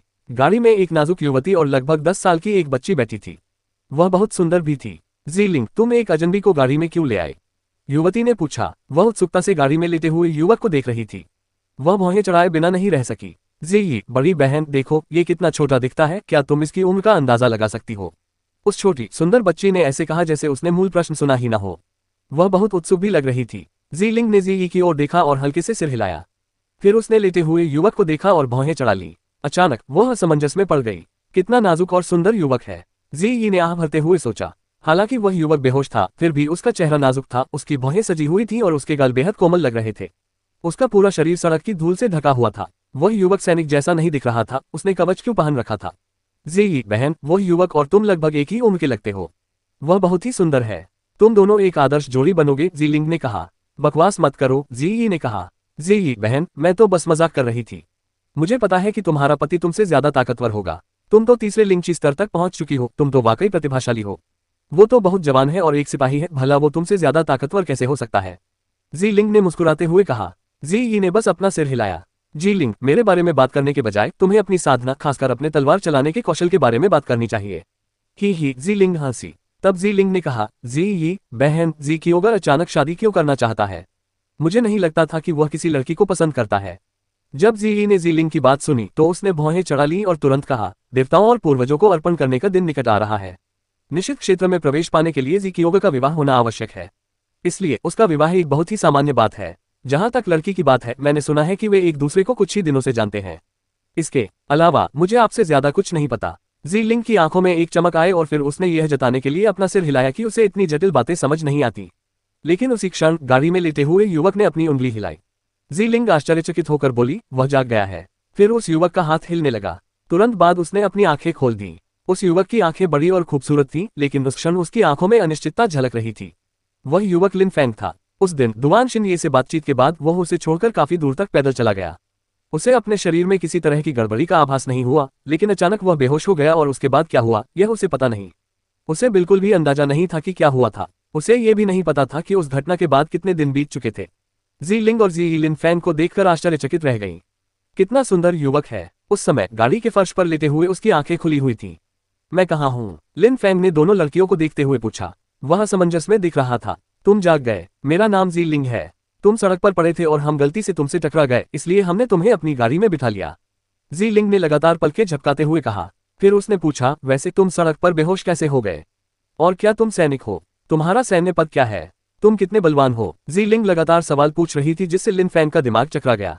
उसने कमजोर आवाज में कहा, क्या मैं पहले उठ जाऊं? ओह ठीक है, जी लिंग ने थोड़ा शर्मिंदा होते हुए कहा।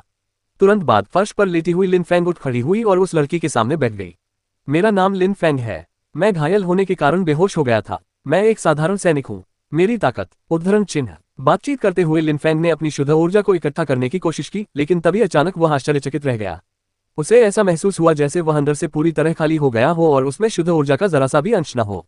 क्या गलत? लिन फैंग का दिल जोर से धड़क रहा था। उसकी आंखें बेचैन थीं। उसे याद आया कि वह पहले से ज्यादा शक्तिशाली हो गया था। उसे और भी ज्यादा शक्तिशाली होना चाहिए था, लेकिन उस समय हैरानी की बात यह थी कि वह शुद्धची ऊर्जा का संघनन नहीं कर पा रहा था। उसके शरीर में अब कोई शुद्धची ऊर्जा नहीं बची थी। लिन फैंग के चेहरे के भावों में इतना बड़ा बदलाव देखकर जी लिंग ने पूछा, क्या हुआ? फिर उसने पूछा, तुम हमें अपनी ताकत के बारे में बताने ही वाले थे? लिन फैंग ने जी लिंग की ओर एक नजर डाली और तुरंत बाद अपनी आंखें बंद कर ली। वह भी अपने आसपास की हर चीज को स्पष्ट रूप से देख पा रहा था। अपनी दिव्य आत्मा की पहली परत को मुक्त किए बिना भी वह अपने शरीर के हर हिस्से, मांसपेशियों, मांस और रक्तवाहिकाओं को महसूस कर सकता था। वह अपने शरीर के भीतर होने वाली हर गतिविधि को पूरी तरह से समझ सकता था। अगर लिन फैंग चाहता तो वह अपने आसपास 1000 किलोमीटर के दायरे में घट रही हर चीज को महसूस कर सकता था। पूरी दुनिया उसके दिमाग में एक छवि बन जाती। सचमुच मैं पहले से अधिक मजबूत हो गया हूं और ऐसा लगता है कि मेरी हड्डियां, मांस और मांसपेशियां पहले से कहीं अधिक मजबूत हैं। लिन फैंग ने अपनी आंखें खोली और एक हाथ से दूसरे हाथ की हथेली पर जोर से घूंटा। उसे जबरदस्त ताकत मिल गई थी। हालांकि उसके शरीर में शुद्धची ऊर्जा नहीं थी, फिर भी उसकी शारीरिक शक्ति को देखते हुए वह पहले से कहीं ज्यादा ताकतवर हो गया था। इसका मतलब था कि अब उसका शरीर पहले से कहीं ज्यादा मजबूत हो गया था। हालांकि लिन फैंग ने लगातार शुद्धची को नियंत्रित करने की कोशिश की, लेकिन कुछ गड़बड़ थी। ऐसा लग रहा था कि उसके शरीर में बिल्कुल भी शुद्धची नहीं थी। मेरे साथ ये क्या हो गया है?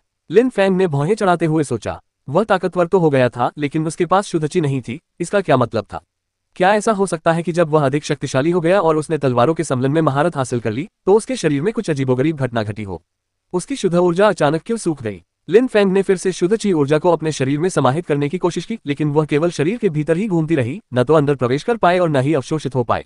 ऐसा लग रहा था मानो बाहरी दुनिया और उसके शरीर का आंतरिक भाग पूरी तरह से अलग हो गए हों। वह चाहे जो भी प्रयास करे, ऐसा लगता था मानो ब्रह्मांड उससे सहमत नहीं है। लिन फैंग ने ऐसी स्थिति के बारे में कभी सुना भी नहीं था, देखना तो दूर की बात है। उसे समझ नहीं आ रहा था कि उसके साथ क्या हो रहा है। लिन फैंग काफी देर तक भौहें चढ़ाए बैठा रहा और फिर उसने खुद को शांत करने की कोशिश की। उसकी साधना पर शायद ही कोई असर पड़ा होगा। हो सकता है ये कुछ अच्छा हो सकता है उसने साधना के मार्ग पर एक अज्ञात पथ पर कदम रखा हो। ये सोचते हुए लिन फैंग को थोड़ी राहत मिली। उस समय उसके अंदर कोई असाधारण ऊर्जा नहीं थी, लेकिन ये कोई बुरी बात नहीं थी। उसके पास अभी भी उतनी ही ऊर्जा थी जितनी किसी साधारण व्यक्ति के पास होती है जो साधना नहीं करता। बल्कि वो पहले से भी ज्यादा आकर्षक लग रहा था। तुम बात क्यों नहीं कर रहे हो? जी लिंग ने लिन फैंग की ओर देखते हुए पूछा, क्योंकि उसने देखा कि चुप रहने के बावजूद उसके चेहरे के भाव लगातार बदल रहे थे। लिन फैंग ने अपना सिर उठाया और जी लिंग की ओर देखा, फिर उसने कहा, ऐसा लगता है जैसे मुझमें बिल्कुल भी ताकत नहीं बची है। ताकत नहीं? जी लिंग ने हैरानी से आह भरी। उसके चेहरे पर एक अजीब सा भाव था। तो फिर कचरे का एक टुकड़ा? जी यी ने सीधे सीधे कहा। उसने भौहें चढ़ाई। जिस व्यक्ति में ताकत न हो वह जाहिर तौर पर कचरे का एक टुकड़ा ही होता है। इस महाद्वीप में अगर कोई ताकतवर न हो तो समाज में ऊंचा स्थान हासिल नहीं कर सकता। चाहे वह कितना भी सुंदर क्यों न हो, उसे तो हमेशा के लिए दरकिनार कर दिया जाता था। उस क्षण उसने लिन फैंग को तिरस्कार भरी नजरों से देखा। जब लिन फैंग ने कचरे का टुकड़ा शब्द सुना तो उसने अपना सिर ऊपर उठाया और देखा कि दोनों लड़कियां पहले की तुलना में अलग नजरों से उसे देख रही थीं, जिससे वह चिढ़ गया। साधना की दुनिया में जो लोग शक्तिशाली नहीं होते थे उन्हें त्याग दिया जाता था। हालांकि कुछ लोग, भले ही वे ऐसा सोचते थे, लेकिन वे अपने विचार दूसरों के सामने प्रकट नहीं करते थे, जो जी के व्यवहार से कहीं बेहतर था। जी लिंग, चलो इसे गाड़ी से बाहर निकाल देते हैं, जी ने ठंडे और उदासीन लहजे में कहा। उसकी आवाज में शांति और निर्दयता झलक रही थी। उस क्षण वह केवल यही सोच रही थी कि वह जिसे देख रही थी वह भले ही सुंदर था, लेकिन एक घटिया इंसान था। क्या तुम सैनिक नहीं हो? तुम साधना क्यों नहीं करते? क्या तुमने कम से कम इस स्तर तक तो पहुंच ही लिया है? जी लिंग ने लिन फैंग की ओर देखते हुए पूछा। लिन फैंग उसे अजीब नजरों से देख रही थी। मैं घायल हो गया था और अब ऐसा लगता है जैसे मुझमें जरा भी ताकत नहीं बची है, लिन फैंग ने सिर हिलाते हुए कहा। वह जी की बातों से नाराज नहीं होने वाला था। लिन फैंग अभी अभी युद्ध से लौटकर आया था। उसने बहुत सी भयानक चीजें देखी थी और युद्ध के मैदान में खून की नदियां बहते हुए देखी थी। उसका दिल परिपक्व हो गया था और उसे एहसास हो गया था कि उसके पिछले काम बचकाने थे। उसका स्वभाव बदल गया था, अब दूसरों की बातों से उस पर असर पड़ना मुश्किल था। ओह, जी लिंग ने सिर हिलाते हुए कहा। वह लिन फैंग को देख रही थी और सोच में डूबी हुई लग रही थी, मानो वह लिन फैंग के लिए कोई समाधान सोच रही हो। जी लिंग, अगर पहाड़ी गांव के लोगों को पता चल गया कि गाड़ी में एक बेकार आदमी है तो वे हमारा मजाक उड़ाएंगे और हंसेंगे। चलो उसे बाहर निकाल देते हैं, ठीक है? जी यी ने फिर कहा। उसमें वाकई कोई शिष्टाचार नहीं था, सीधे लिन फैंग के सामने उसके बारे में बोल रही थी। उनके लिए एक बेकार आदमी कुछ भी नहीं था, इसलिए उसे शिष्टता से बोलने की जरूरत नहीं थी। भले ही उसे अपमान महसूस हो, कोई फर्क नहीं पड़ता। जी बहन, उससे मिलना तो नियति थी, इतना निर्दयी और क्रूर होने की कोई जरूरत नहीं है, जीलिंग ने सिर हिलाते हुए कहा और फिर बोली, लिन फैंग, मैं तुम्हें अपना सेवक बनने की अनुमति देती हूँ। तुम मेरी देखरेख में रहोगे और हमारे पहाड़ी गांव में प्रवेश कर सकते हो। नौकरानी। लिन फैंग हैरान रह गई। उसकी गुलाम बनूंगी? मन ही मन वह व्यंग्यात्मक मुस्कान लिए मुस्कुरा रहा था। उसने कभी सोचा भी नहीं था कि उसे इस तरह गुलामी करने के लिए मजबूर होना पड़ेगा, लेकिन वह अभी भी मो युए की सीमा के भीतर था और शुद्धची को अवशोषित करने में असमर्थ था। उसके पास कोई साधना शक्ति नहीं थी। यदि वह अकेले बाहर निकलता तो शायद किसी खतरनाक स्थिति का सामना करना पड़ता, इसलिए उसके लिए सेवक के रूप में काम करना ही बेहतर था। अगर वह अपनी ताकत वापस पा लेता है तो कौन उसे नौकर की तरह व्यवहार करने की हिम्मत करेगा। लिन फैंग ने हल्के से सिर हिलाया और अपनी राय व्यक्त नहीं की। बहुत अच्छा, तो बात पक्की हो गई, जीलिंग ने मुस्कुराते हुए कहा। जी चुप रही और उसने अपना सिर हिलाया। जी वेई पर्वतीय गांव पहाड़ों से घिरा हुआ था। यह एक शांत और सुंदर स्थान था। यह मो युए के उत्तर में स्थित था। यह एक प्रभावशाली स्थान था और जी वंश से संबंधित था। ऐसा कहा जाता था कि जी वंश का सबसे शक्तिशाली साधक जुवान क्यूई स्तर पर था। इसके अलावा जी वंश अत्यंत प्राचीन था, यहाँ तक कि मो युए देश से भी पुराना। हालांकि समय बीतने के साथ साथ इसका प्रभाव कम होता गया। जीलिंग जी वेई पर्वतीय गांव के कुल की सबसे बड़ी बेटी थी। जी को जीलिंग के पिता ने गोद लिया था और पाला पोसा था, इसलिए जी वेई पर्वतीय गांव में जीलिंग का जी से अधिक अधिकार था। यही कारण है कि भले ही जी लिन फैंग को गाड़ी से उतारना चाहती थी, लेकिन अगर जीलिंग नहीं मानती तो जी के पास इसे स्वीकार करने के अलावा कोई विकल्प नहीं था। जी वेई पर्वतीय गांव अत्यंत विशाल था। जीलिंग जहां रहती थी वह स्थान बेहद सुंदर था, जहां स्वच्छ जल और हरे भरे उद्यान थे। यह एक विशाल बगीचे और हरे भरे बांस के पेड़ों से घिरा हुआ था। यह स्थान अत्यंत शांत प्रतीत होता था। इस समय लिन फैंग झाड़ू पकड़े बगीचे के आंगन की सफाई कर रहा था। हालांकि उसका ध्यान जमीन पर बिल्कुल नहीं था, वह अपने ही विचारों में खोया हुआ था। वह आकाश और पृथ्वी की शुद्ध ऊर्जा को महसूस कर सकता था। उसकी अनुभूति पहले से भी कहीं अधिक स्पष्ट और परिष्कृत थी, लेकिन फिर भी वह उसे अवशोषित करके अपने शरीर में समाहित नहीं कर पा रहा था। यह विचित्र स्थिति उसे इतना परेशान कर रही थी कि इसके बारे में सोचते ही उसकी धड़कन तेज हो जाती थी। एक पत्ता हवा में तैर रहा था। लिन फैंग ने उस पत्ते को देखा और वह स्पष्ट रूप से समझ सकता था कि वह कहाँ जा रहा है और कहाँ गिरेगा। लिन फैंग ने अपने बाएं हाथ से झाड़ू पकड़ी और अपने दाहिने हाथ को तलवार की तरह उठाकर पत्ते की ओर बढ़ाया, मानो उसे काटना चाहता हो। शुद्धची और तलवार की ऊर्जा न होने के बावजूद भी उसका हाथ अविश्वसनीय शक्ति से तलवार की तरह चला। हालांकि जब लिन फैंग का हाथ पत्ते के पास पहुंचा तो वह दूर हट गया और हवा में तैरता रहा। वह उसे छू नहीं सका और पकड़ भी नहीं सका। वह हर बार उससे दूर चला जाता था। लिन फैंग केवल हवा को चीर सकता था, पत्ते को काट नहीं सकता था। मैं इसे काट नहीं सकता। लिन फैंग थोड़ा हैरान था। पत्ता जमीन पर गिर गया। पेड़ का पत्ता देखने में साधारण था, लेकिन लिन फैंग उसे छू नहीं सका। हालांकि पत्ते की स्थिति उसके दिमाग में पूरी तरह स्पष्ट थी, फिर भी वह उसकी अगली गतिविधियों का अनुमान नहीं लगा पा रहा था। अगर वह पत्ते को छूने की कोशिश करता तो उसकी दिशा बदल जाती। अगर लिन फैंग शुद्धची को नियंत्रित कर पाता तो उसके लिए एक पत्ता काटना बहुत आसान होता, लेकिन उस समय भले ही उसका हाथ तलवार की तरह तेज था, वह पत्ते को काटने में असमर्थ था। भले ही मैं अपनी तलवार से पूरी तरह जुड़ गया हूं, फिर भी ऐसा लगता है कि कुछ कमी है, लिन फैंग ने फुसफुसाते हुए कहा। पहले से कहीं अधिक शक्तिशाली होने के बावजूद लिन फैंग को ऐसा लग रहा था मानो वह एक बंद दरवाजे के सामने खड़ा है और उसे खोलने से बस एक कदम दूर है। वह एक जटिल परिस्थिति में था और अगर उसने अगला कदम नहीं उठाया तो वह शुद्धची को अवशोषित नहीं कर पाएगा। मुझे याद है जिस दिन मैं शक्तिशाली बना, मेरी हड्डियां टूट गई थीं, मेरे आंतरिक अंग बुरी तरह घायल हो गए थे, लेकिन मेरे दृढ़ संकल्प ने मुझे युद्ध ऊर्जा, तलवार ऊर्जा और बर्फ ऊर्जा को एक साथ मिलाने की शक्ति दी। उसी क्षण मैं एक तेज तलवार में बदल गया। उस समय मैं ऊर्जा आक्रमण से ज्यादा अपनी तलवार के बारे में सोच रहा था। मैंने तलवार संलग्न कर दिखाया था। मेरे दृढ़ संकल्प ने ही मुझे शक्तिशाली बनाने में निर्णायक भूमिका निभाई।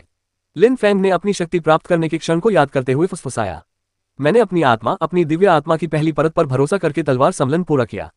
इससे मुझे शारीरिक रूप से मजबूत होने और अपने आसपास की दुनिया के बारे में अधिक जागरूक होने में मदद मिली। मेरी आत्मा ने मुझे अपनी तलवार को और अधिक विस्तार से समझने में सक्षम बनाया और मुझे अपनी तलवार के साथ संलग्न करने की अनुमति दी। ऐसा लगता है कि मैंने जो कुछ भी समझा है उसमें कुछ कमी है, मानो मेरे पास अभी भी अपनी वर्तमान शक्ति का उपयोग करने के लिए आवश्यक योग्यताएं नहीं है। लिन फैंग ने सोचा। उसका दिल इतनी तेजी से धड़क रहा था मानो उसे अभी अभी ज्ञान की एक झलक मिली हो। उसकी आत्मा अत्यंत शक्तिशाली थी और इसी ने उसे मजबूत बनने और इस अनूठी स्थिति तक पहुंचने में सक्षम बनाया था। हालांकि ऐसा लगता था कि अपनी आत्मा की शक्ति का उपयोग किए बिना वह शक्ति का उपयोग करने के लिए पर्याप्त मजबूत नहीं था। इसलिए अपनी विशेष स्थिति के कारण वह शुद्धची को अवशोषित करने में असमर्थ था। मैं युद्ध ऊर्जा, बर्फ ऊर्जा और तलवार ऊर्जा का उपयोग करता हूं और उन्हें मिलाकर एक तलवार बनाता हूं। यह न तो युद्ध ऊर्जा है और न ही बर्फ ऊर्जा। भले ही यह एक पत्ता है, ये बिना कटे हवा के बल का अनुसरण करता है। क्या मैं आकाश और पृथ्वी की ऊर्जा को इस पत्ते में समाहित कर सकता हूँ? लिन फैंग झाड़ू पकड़े हुए सोच में डूबा हुआ था। वह विशाल बगीचे में बांस के जंगल के सामने बिल्कुल स्थिर खड़ा था। एक अधेड़ उम्र के व्यक्ति और जीई ने बगीचे में लिन फैंग को देखकर चलना बंद कर दिया। पिताजी, ये वही बेकार सा सामान है जो हमें पिछली बार मिला था। जीलिंग ने जिद की कि वह गांव के पहाड़ पर आए ताकि वह बगीचे की देखभाल करे और यही रहे। जी ने लिन फैंग की ओर देखते हुए उस अधेड़ उम्र के व्यक्ति को समझाया। उस समय अधेड़ उम्र का व्यक्ति चिंतनशील भाव से लिन फैंग को टकटकी लगाकर देख रहा था। पिताजी, क्या आप उसे घर से बाहर नहीं निकालना चाहते? जी ने यह देखकर कहा कि अधेड़ उम्र का आदमी चुप रहा। बोलना बंद करो, अधेड़ उम्र के व्यक्ति ने लिन फैंग को घूरते हुए कहा। लिन फैंग वहीं स्थिर खड़ा रहा, लेकिन उसके चारों ओर धूल उड़ रही थी, मानो उसके चारों ओर एक भंवर बन गया हो। यह बहुत ही सूक्ष्म था, अत्यधिक ध्यान दिए बिना इसे नोटिस करना असंभव था। जी ने लिन फैंग की ओर एक नजर डाली और उसे समझ नहीं आया कि उसके पिता उसे किस ओर देख रहे हैं। उसकी आंखों में तिरस्कार भरा था और फिर उसने लिन फैंग की ओर दोबारा नहीं देखा। एक तुच्छ व्यक्ति उसके ध्यान देने लायक नहीं था। पिताजी, मैं जी लिंग को बुलाने जा रही हूँ, जी ने अधेड़ उम्र के व्यक्ति से कहा। उसके पिता ने उसकी बात अनसुनी कर दी। उसने सिर हिलाया और बगीचे के बीच में स्थित घर की ओर चल पड़ी। उसके जाने के बाद कुछ अजीब हुआ। लिन फैंग के चारों ओर का भंवर तेज और अधिक हिंसक होता जा रहा था। इसके अलावा लिन फैंग के चेहरे पर एक अद्भुत भाव था।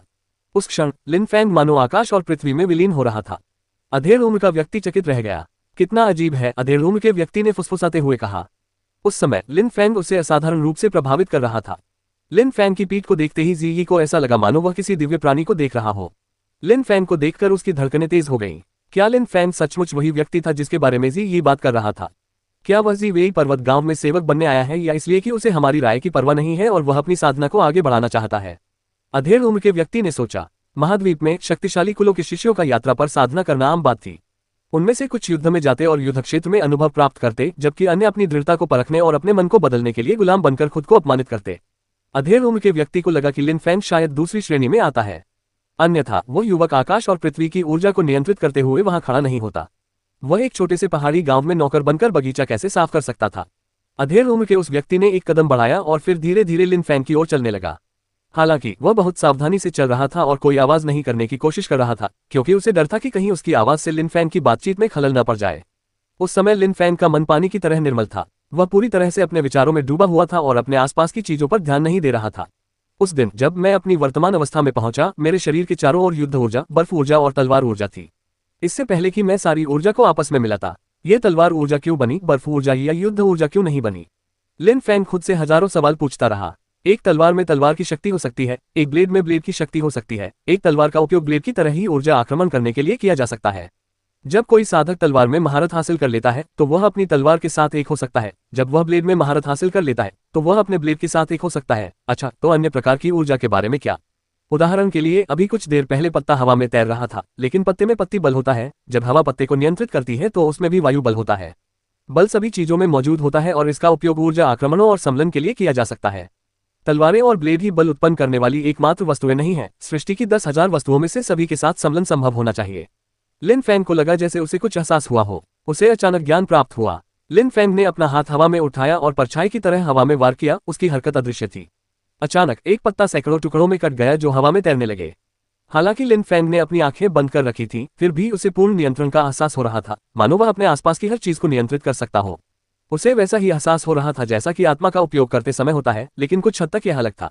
जब उसने अपनी आत्मा का उपयोग किया तो उसकी पूरी दुनिया अंधकार में डूब गई, लेकिन उस क्षण ऐसा लगा मानो वह धरती में विलीन हो गया हो। वह अपने आसपास घटित हो रही हर चीज को स्पष्ट रूप से देख पा रहा था।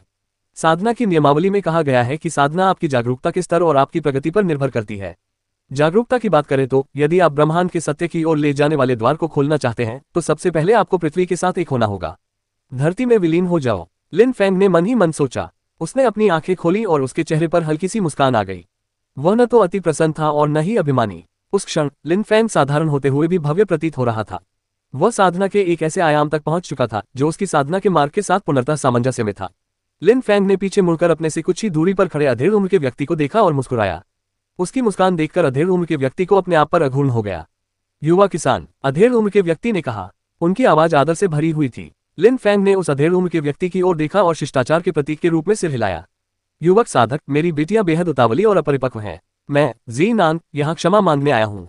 आशा है आप मेरी बेटियों को क्षमा कर देंगे, अधेड़ उम्र के व्यक्ति ने थोड़ा झुकते हुए कहा। उनकी बेटियां इस युवक को तुच्छ कैसे कह सकती थीं? यद्यपि उनकी गोद ली हुई बेटी प्रतिभाशाली थी, फिर भी इतने प्रतिभाशाली युवक के सामने उसका व्यवहार अस्वीकार्य था। मेरा नाम लिन फैंग है। मैं उन्हें दोष नहीं देता, बल्कि इस दुनिया को दोष देता हूँ। इस गांव में आना मेरा अपना फैसला था, लिन फैंग ने उदासीनता से जवाब दिया। पृथ्वी समलन आयाम में प्रवेश करने में सक्षम होने के लिए लिन फैंग को जीलिंग और जी का आभारी होना चाहिए, जिन्होंने उसे जी वेई पर्वत गांव में लाया था। वह वहां कुछ दिनों तक नौकर रहा, बगीचे की सफाई करते हुए उसका मन शांत और निर्मल महसूस कर रहा था। वह शांति से अपनी वर्तमान साधना संबंधी समस्याओं में लीन हो सकता था, जिन्होंने उसे अंतिम बाधा को पार करने में सक्षम बनाया था। अगर जीलिंग ने उसे सड़क किनारे से नहीं उठाया होता तो लिन फैंग को नहीं पता कि क्या हो सकता था। पृथ्वी समलन आयाम में प्रवेश करना एक अत्यंत दुर्लभ घटना थी। यदि लिन फैंग वास्तव में उसमें प्रवेश कर पाया था तो ये केवल भाग्य के भरोसे ही संभव हुआ था। जब जीनान ने लिन फैंग की आवाज सुनी तो उसे पूरा यकीन हो गया कि उसका अनुमान सही था। लिन फैंग निश्चित रूप से एक शक्तिशाली कुल का शिष्य था जो साधना करने के लिए घर छोड़कर आया था। इसमें कोई संदेह नहीं था। क्या गांव में साधना कक्ष है? यदि है तो कृपया मुझे उसका उपयोग करने दें, लिन फैंग ने कहा। बिल्कुल, जीनान ने तुरंत जवाब दिया और फिर कहा, युवा साधक कृपया मेरे साथ आइए। बातचीत करते करते अधेड़ उम्र का आदमी चलने लगा और आगे आगे चलने लगा। वह और लिन फैंग बांस के जंगल की ओर बढ़ रहे थे। यह एक बेहद रहस्यमय जगह थी। आकाश और पृथ्वी की शुद्ध ऊर्जा घने कोहरे में ऊपर तैर रही थी।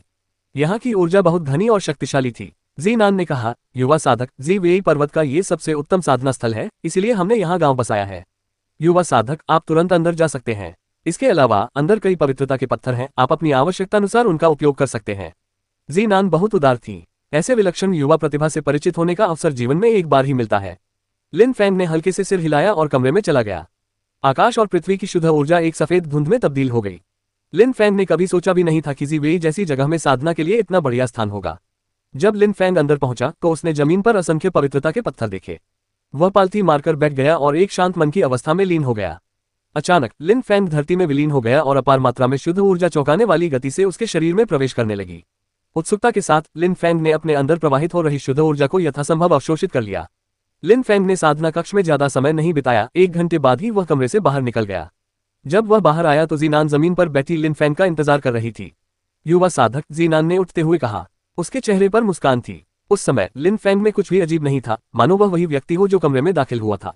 फिर भी लिन फैंग रहस्य से घिरा हुआ था। चलो चलते हैं, लिन फैंग ने कहा। वे दोनों वहां से निकलकर बगीचे की ओर वापस चले गए। जी यी और जीलिंग अपने पिता को हर जगह ढूंढ रही थी। उसी क्षण संयोग से उन्होंने पीछे मुड़कर देखा और अपने पिता को देखा। जब उन्होंने देखा कि वे लिन फैंग के साथ हैं तो वे आश्चर्यचकित रह गईं। जी यी चिल्लाए, पिताजी, जीलिंग और मैं आपको हर जगह ढूंढ रहे थे। पापा, हम जाने की तैयारी कर रहे हैं, जीलिंग ने मुस्कुराते हुए कहा। फिर उसने लिन फैंग की ओर देखते हुए कहा, लिन फैंग, तुम इस जगह को साफ कर दो और फिर हमारे जाने की तैयारी करो। तुम्हारी हिम्मत कैसे हुई? जीनान चिल्लाए। जीलिंग थोड़ी हैरान हुई। फिर उसने देखा कि जीनान उसे घूर रही है और कुछ कहने ही वाली थी कि लिन फैंग ने पहले ही बोल दिया, मैडम, आप कहाँ जा रही हैं? हमारे कबीले का जी वेई शासन पर भी नियंत्रण है।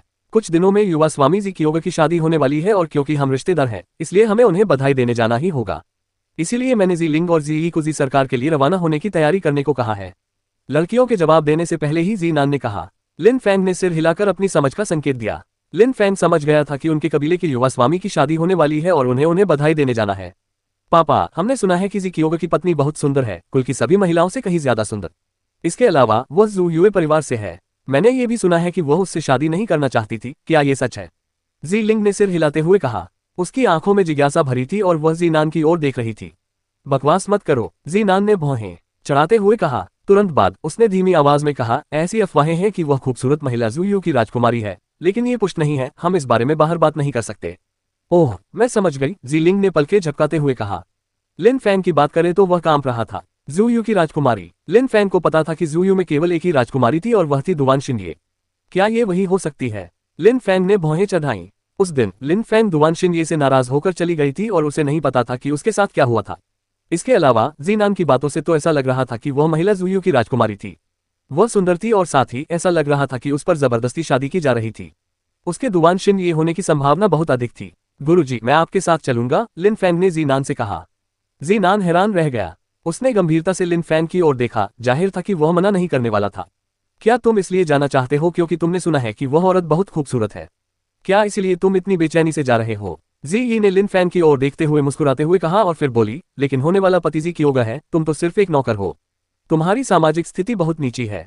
ऐसे विचार भी मत रखो, वरना तुम्हारी जान जा सकती है। तुम्हारे लिए सबसे अच्छा यही होगा कि तुम एक मामूली नौकर बनकर अपना जीवन व्यतीत करो। चुप रहो, जीनान चिल्लाए और तुरंत लिन फैंग की ओर देखते हुए बोली, लिन फैंग, युवा साधक, अगर तुम जाना चाहते हो तो मेरी जगह ले लो। मुझे उम्मीद है कि तुम मेरी दोनों बेटियों के आने तक उनका ख्याल रखोगे। जीनान का तर्क सीधा साधा था। उसे उम्मीद थी कि अपनी बेटियों के साथ कुछ समय अकेले बिताने से लिन फैंग उनके साथ घुल मिल जाएगी। जीलिंग लिन फैंग से कुछ साल छोटी थी। जी यी और लिन फैंग लगभग एक ही उम्र के थे। हालांकि वे बहुत खूबसूरत नहीं थीं, लेकिन प्यारी जरूर थीं और साथ ही काफी ताकतवर भी थीं। अगर लिन फैंग की उनसे अच्छी बनती तो ये बहुत अच्छी बात होती। बेशक अगर वह उनके साथ अच्छे संबंध नहीं बना पाता तब भी वह उनकी सुरक्षा सुनिश्चित कर सकता था। आखिर उनके साथ यात्रा करने में उसे क्या आपत्ति हो सकती थी। हालांकि उस समय जी यी और जीलिंग आश्चर्यचकित रह गए। वे अपने पिता जीनान को अजीब तरीके से देख रहे थे। उनके पिता लिन फैंग को युवा साधक कहकर पुकार रहे थे। पापा, आपने उसे क्या कहा? जीलिंग ने हैरानी से पूछा। आमतौर पर उसके पिता उसे कभी डांटते नहीं थे, लेकिन उस समय उन्होंने लिन फैंग की वजह से उसे 2 बार डांट दिया था। जीलिंग, जी यी, तुम्हारा व्यवहार अस्वीकार्य है। लिन फैंग का साधना स्तर तुमसे कहीं अधिक उन्नत है। वह तुम्हारे साथ धैर्य और नरमी से पेश आता है। ये केवल उसके दयालु और उदार स्वभाव के कारण है। तुम दोनों को अच्छे बुरे का फर्क नहीं पता। उसे नौकर की तरह व्यवहार करने की हिम्मत करना सचमुच बेशर्मी है। जीनान ने अपनी दोनों बेटियों को फिर से फटकारा। उसके शब्द गहरे और अर्थपूर्ण थे। फिर उन्होंने कहा, इस बार मैं लिन फैंग को तुम्हारे साथ जाने दे रहा हूं। तुम दोनों लिन फैंग से सलाह लेना और उसकी बातों को ध्यान से सुनना। तुम्हें उसके साथ दोस्ताना संबंध बनाए रखना चाहिए। जीलिंग ने लिन फैंग को घूरते हुए कहा, क्या उसकी साधना का स्तर हमसे कहीं अधिक उन्नत है? वह बेहद उत्सुक थी। फिर उसने कहा, पिताजी, क्या आप वाकई गलत नहीं हैं? पिताजी, आपको उस पर भरोसा नहीं करना चाहिए। वह कुछ भी नहीं है, जी ने कहा, जिसे अपने पिता की बातों पर विश्वास नहीं हो रहा था। वह एक प्रतिभाशाली छात्रा थी और पहले ही लिंग ची की तीसरी परत को पार कर चुकी थी। इसके अलावा उसकी उम्र लिन फैंग के लगभग बराबर थी, इसलिए लिन फैंग का उससे अधिक शक्तिशाली होना असंभव था। चुप रहो, मेरी बातों पर शक करने की तुम्हारी हिम्मत कैसे हुई? जीनान चिल्लाया, जिसके पास चिल्लाने के अलावा कोई चारा नहीं था। फिर उसने आगे कहा, जल्दी करो और अपना सामान पैक करो, जाने के लिए तैयार हो जाओ। हम्फ। जी ने अपनी जीभ बाहर निकाली और तुरंत जी लिंग को खींचकर वहां से चली गई। दोनों लड़कियों को जाते हुए देखकर जीनान ने अपना सिर हिलाया और फिर लिन फैंग की ओर व्यंग्यात्मक मुस्कान के साथ देखा। युवा साधक, मेरी बेटियां शरारती और चंचल हैं, मुझे आशा है कि आप बुरा नहीं मानेंगे। लिन फैंग ने हल्की सी मुस्कान बिखेरी और सिर हिलाकर यह जताने की कोशिश की कि उन्हें बुरा नहीं लगा। जीनान सहज महसूस नहीं कर रही थी। क्या यह इसलिए है कि लिन फैंग का साधना स्तर इतना ऊंचा है कि उन्हें पद प्रतिष्ठा की परवाह नहीं है और आम लोगों की बातों से उन्हें कोई फर्क नहीं पड़ता? जीलिंग और जी ने बस कुछ कपड़े और यात्रा के लिए आवश्यक सामान पैक किए। जी वेई पर्वतीय गांव के बाहर जीलिंग, जी और लिन फैंग 3 कियानली जू घोड़ों पर सवार थे। जैसा कि जीनान ने कहा था, केवल वे तीनों ही जी सरकार के पास जा रहे थे। पहले तो उन्होंने सोचा कि उन्हें श्रद्धांजलि देने जाना होगा, लेकिन फिर उन्होंने सोचा कि अगर जी सरकार के लोग एक प्रतिभाशाली युवा किसान को उसकी 2 बेटियों के साथ देखेंगे तो वे समझ जाएंगे। युवा साधक लिन फैंग, मुझे आपसे थोड़ी असुविधा होगी, कृपया मेरी दोनों बेटियों का ध्यान रखें, जीनान ने धीमी आवाज में कहा। लिन फैंग ने हल्के से सिर हिलाया और कहा, जी सरकार पहुंचने तक मैं उनकी सुरक्षा सुनिश्चित करूंगा। लिन फैंग ने वापसी यात्रा के बारे में कुछ नहीं कहा। जीनान ने यह बात गौर की, लेकिन उसने कुछ नहीं कहा। उसने बस सिर हिलाया। अगर यात्रा के दौरान लिन फैंग का अपनी बेटियों के साथ अच्छा व्यवहार रहा तो वह उनके साथ वापस आएगा, अगर नहीं रहा तो वह नहीं आएगा। पापा, जी और मैं साथ हैं, क्या कुछ बुरा हो सकता है?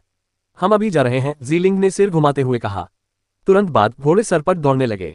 जी और लिन फैंग आगे थे, जीलिंग उनके पीछे थी। लिन फैंग, तुमने मेरे पिता को ऐसा क्या बताया कि उन्हें तुम पर इतना भरोसा हो गया? जी ने लिन फैंग के ठीक बगल में घोड़े दौड़ाते हुए पूछा। मैंने कुछ नहीं कहा, लिन फैंग ने उदासीनता से कहा। उसने उसकी तरफ देखा तक नहीं, जिससे जी ने ठंडी आह भरी। बहन, मैं देख सकती हूँ कि पापा उसे बहुत पसंद करते हैं, वो तुम दोनों को एक जोड़ी बनाने की कोशिश कर रहे हैं, जीलिंग ने पीछे से मुस्कुराते हुए कहा। मैं किसी निकम्मे से शादी नहीं करूंगी, जी ने लिन फैंग से आगे निकलने के लिए अपने घोड़े को चाबुक मारते हुए कहा। लिन फैंग पहले की तरह शांत और उदासीन दिख रहा था। उस समय वह सोच रहा था कि क्या जी कियोगे से शादी करने वाली महिला वास्तव में दुवानशिन यही थी। जी वेई गांव का पहाड़ जी सरकार से 2 दिन की यात्रा पर था और जी कियोगे का विवाह समारोह 3 दिन बाद होने वाला था।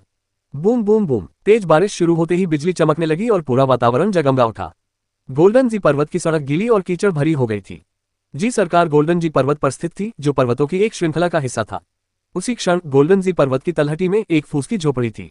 तीनों लोग अपने कियानली जू घोड़ों पर सवार होकर झोपड़ी की ओर दौड़े, घोड़ों से उतरे और झोपड़ी में घुस गए, जो काफी विशाल निकली। ये खराब मौसम। हम पहाड़ की तलहटी में पहुंचे ही थे कि जोरदार बारिश शुरू हो गई। पहले तो हमें जी सरकार तक पहुंच जाना चाहिए था और शादी से पहले आराम से सो जाना चाहिए था, सिर से पैर तक भीगी हुई जी ने गुस्से में कहा। उसके कपड़े उसकी त्वचा से चिपक गए थे, जिससे उसका सुविकसित शरीर साफ दिख रहा था। उसकी मोहक आकृति स्पष्ट रूप से नजर आ रही थी। उसी क्षण जी को अचानक ऐसा लगा जैसे कोई उसे देख रहा हो। उसने भौहें चढ़ाकर झोपड़ी के अंदर देखा। 3 लोग जमीन पर बैठे थे। जब उन्होंने उसे अंदर आते देखा तो वे उसे बुरी नजर से घूरने लगे। उसी क्षण जी लिंग और लिन फैंग भी कमरे में दाखिल हुए। जी की तरह वे भी पूरी तरह भीगे हुए थे। इसके अलावा लिन फैंग ने अपने चेहरे को ढकने के लिए चांदी का मुखौटा पहन रखा था। जी लिंग को ठंड लग रही थी और वह चुप रही। जब उसने तीनों लोगों के चेहरे पर दुष्ट भाव देखे तो उसे थोड़ा डर लगा। जी ने यह भी देखा कि ये तीनों लोग उन्हें घूर रहे थे। उसने ठंडेपन से उनकी ओर देखा और यहां तक कि अपनी ठंडी ऊर्जा भी छोड़ी। ये लोग निश्चित रूप से अच्छे लोग नहीं थे, लेकिन वह सतर्क रही। आखिरकार वे अब जी वेई गांव के पहाड़ पर नहीं थे और उन्हें सावधान रहना ही था। उसने जी लिंग को झोपड़ी के दूसरी तरफ खींचा और बैठ गई। लिन फैंग ने फूस की झोपड़ी से कुछ लकड़ियां उठाई और उन्हें जी यी और जी लिंग के सामने ढेर कर दिया। उसने तुरंत आग जला दी। ये सूखने और गर्म होने का अच्छा तरीका था। वह आग को जलता रखने के लिए लगातार उसमें लकड़ियां डालता रहा। ये तीनों लोग लिन फैंग को देख रहे थे, जो सिर झुकाकर आग की देखभाल कर रहा था। ऐसा लग रहा था मानो उसने इन तीनों लोगों को देखा ही न हो। बिल्कुल निकम्मा। मुझे समझ नहीं आता कि पापा ने न आने का फैसला क्यों किया और उस निकम्मे को हमारे साथ क्यों भेज दिया। जी यी ने ये सोचते हुए कहा कि लिन फैंग साधारण घरेलू कामों के अलावा कुछ नहीं कर सकता। आग जलाने के लिए धन्यवाद देने के बजाय वह उसका मजाक उड़ा रही थी और उसकी आंखों में तिरस्कार भरा था। लिन फैंग के बारे में उसकी राय अच्छी नहीं थी और चाहे वह कुछ भी कर ले, ये बदलने वाली नहीं थी। अंततः वह लिन फैंग से नफरत करती थी क्योंकि उसे लगता था कि लिन फैंग कमजोर है, लेकिन अगर उसे पता होता कि लिन फैंग उसके अपने पिता से भी ज्यादा ताकतवर है, तो उसकी क्या प्रतिक्रिया होती।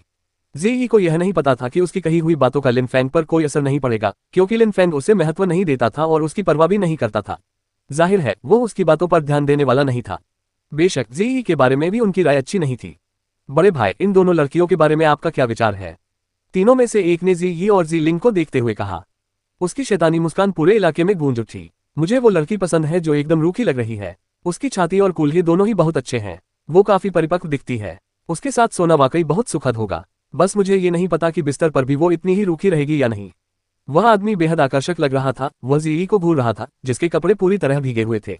उसके कपड़े इतने गीले और उसकी त्वचा से चिपके हुए थे कि उसके निपल्स उभरे हुए थे। यह दृश्य उस आदमी के लिए वाकई मोहक था। जब जी यी ने पुरुषों की बातें सुनी तो उसका चेहरा और भी ठंडा पड़ गया। वह उन्हें घूर रही थी और उससे एक ठंडी ऊर्जा निकल रही थी। बड़े भाई, वो तो बिल्कुल भी मजेदार नहीं लग रही। मुझे तो छोटी वाली ही ज्यादा पसंद है। न सिर्फ वो प्यारी है बल्कि उसका फिगर भी अच्छा है। अभी तक चुप रहे लड़के ने कहा। जी लिंग को घूरते हुए उसकी आंखों में वासना झलक रही थी। ये तीनों लोग बेहिसाब शोर मचाते हुए बातें कर रहे थे। वे जी यी और जी लिंग को ऐसे घूर रहे थे जैसे कोई भूखा आदमी खाने को घूरता है। जहां तक लिन फैंग की बात थी, कोई भी उस पर ध्यान नहीं देता था। जी लिंग और जी यी एक दूसरे के करीब आ गईं।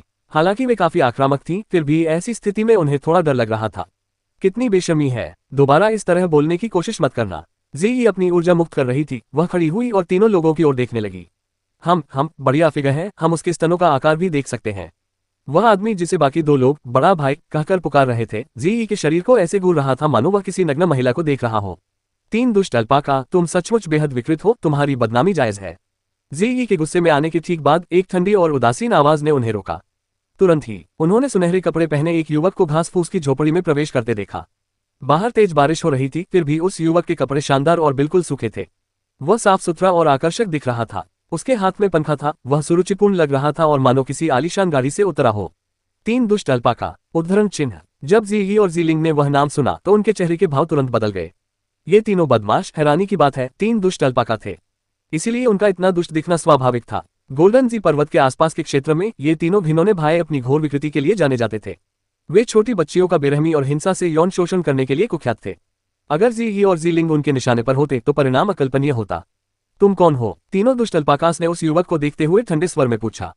जी कियोगा का बड़ा समारोह नजदीक है, तो तुम बाहर जाकर जवान लड़कियों को पटाओगे ना? युवक ने सिर उठाकर ठंडी मुस्कान के साथ कहा। फिर वह लिन फैंग के पास गया, झुककर आग के ऊपर पंखा हिलाने लगा जिससे आग और तेज हो गई। सुनहरे वस्त्र पहने युवक ने मुस्कुराते हुए लिन फैंग से ठंडे लहजे में कहा, तुम भी तो मर्द हो। इन दोनों लड़कियों के अपमान के समय तुम उनकी मदद क्यों नहीं कर रहे हो? उसकी आवाज में घमंड और अहंकार झलक रहा था। लिन फैंग ने सिर उठाकर उस युवक पर नजर डाली। वह लगभग लिन फैंग की ही उम्र का था। वह काफी आकर्षक लग रहा था। ऐसा लगता था कि वह किसी धनी परिवार से है। पहली नजर में ही यह स्पष्ट हो गया था कि वह धनी है और दूसरों को तुच्छ समझता है। सुनहरे कपड़े पहने युवक गर्मजोशी से मुस्कुरा रहा था, लेकिन वह अहंकारी और उपहासपूर्ण रवैया दिखा रहा था। लिन फैंग ने उसे कोई जवाब नहीं दिया। वह आग में घी डालता रहा। हालांकि उस युवक के बारे में उसकी राय अच्छी नहीं थी। अगर उसे प्रसिद्धि पानी थी तो लिन फैंग को अपमानित करने की उसे क्या जरूरत थी? तुम्हें इस बात की परवाह क्यों है कि हम तीनों क्या कर रहे हैं? अगर तुम नहीं चाहते कि हम तुम्हें चोट पहुंचाएं तो तुम्हारे लिए यही बेहतर है कि तुम अभी चले जाओ। तीनों दुष्ट अल्पाकाओं ने युवक को घूरते हुए ठंडे स्वर में कहा। युवक ने उनकी तरफ देखा तक नहीं। युवक द्वारा उन्हें नजरअंदाज किए जाने पर वे अभी भी थोड़ा सतर्क थे। सुनहरे कपड़े पहने उस युवक ने उनकी ओर एक नजर डाली और उसके चेहरे पर एक व्यंग्यात्मक मुस्कान आ गई। तीनों दुष्ट अल्पाका नीच हैं, 30 वर्ष के हैं और साधना नहीं करते। वे सारा दिन जवान लड़कियों के साथ समय बिताते हैं। बड़े भाई ने लिंगची के चौथे स्तर को पार कर लिया है, जबकि बाकी दो भाइयों ने तीसरे स्तर को। वर्तमान जीवन में वे सिर्फ डाकू बनकर रह गए हैं। तीनों दुष्ट अल्पाकाओं ने अपनी आंखें सिकोड़ ली और उस युवक को घृणा भरी निगाहों से देखा। हमारे मामलों में दखल देकर आपका इरादा इन दो खूबसूरत लड़कियों को ये दिखाना है कि आप हीरो हैं, है ना? खूबसूरत औरतें किसे पसंद नहीं होती। मैं भी अपवाद नहीं हूं, लेकिन मैं मुसीबत में फंसे लोगों को नजरअंदाज भी नहीं कर सकता। इसके अलावा अगर मुझे कुछ खूबसूरत लड़कियों को बचाने का मौका मिले तो मैं उस मौके को जरूर लपकूंगा। युवक ने जी और जी लिंग को मोहक अंदाज में देखते हुए कहा। उसके चेहरे पर एक प्यारी और कोमल मुस्कान थी। उसने उनकी ओर हल्का सा सिर हिलाया। जी और जी लिंग के दिल की धड़कन तेज हो गई। वह युवक कितना सुंदर था। वे सोच रही थी कि वह कितना बलवान होगा। चूंकि यह तुम्हारा फैसला था, इसलिए हमें निर्मम होने के लिए दोष मत दो। 3 दुष्ट अल्पाकाओं में से 2 खड़े हुए और धीरे धीरे उस युवक की ओर बढ़े। अचानक उनमें से एक हिंसक ऊर्जा निकली और सीधे उस युवक की ओर बढ़ी। जी और जी लिंग दोनों भाइयों को घूर रहे थे और फिर उन्होंने उस युवक की ओर देखा कि वह कैसी प्रतिक्रिया देगा। उसी क्षण तीसरे भाई ने अचानक जी लिंग पर झपट्टा मारा, मानो उसने इस अचानक हमले की योजना बहुत पहले ही बना ली हो। वह बहुत तेजी से जी लिंग की ओर बढ़ रहा था। सावधान रहो, जी ने तीसरे भाई को जी लिंग की ओर बढ़ते और उसे पकड़ते देख कहा। उसके चेहरे के भाव एकदम बदल गए। जी लिंग ने अभी अभी लिंची स्तर को पार किया था। वह तीनों भाइयों का मुकाबला नहीं कर सकती थी। इसके अलावा उसी क्षण जमीन पर शांति से बैठे लिन फेंग ने अपना सिर उठाया। उनकी आंखों में एक अत्यंत तीक्ष्ण और निर्मल भाव था। उसी क्षण लिन फेंग ने अपना हाथ उठाया।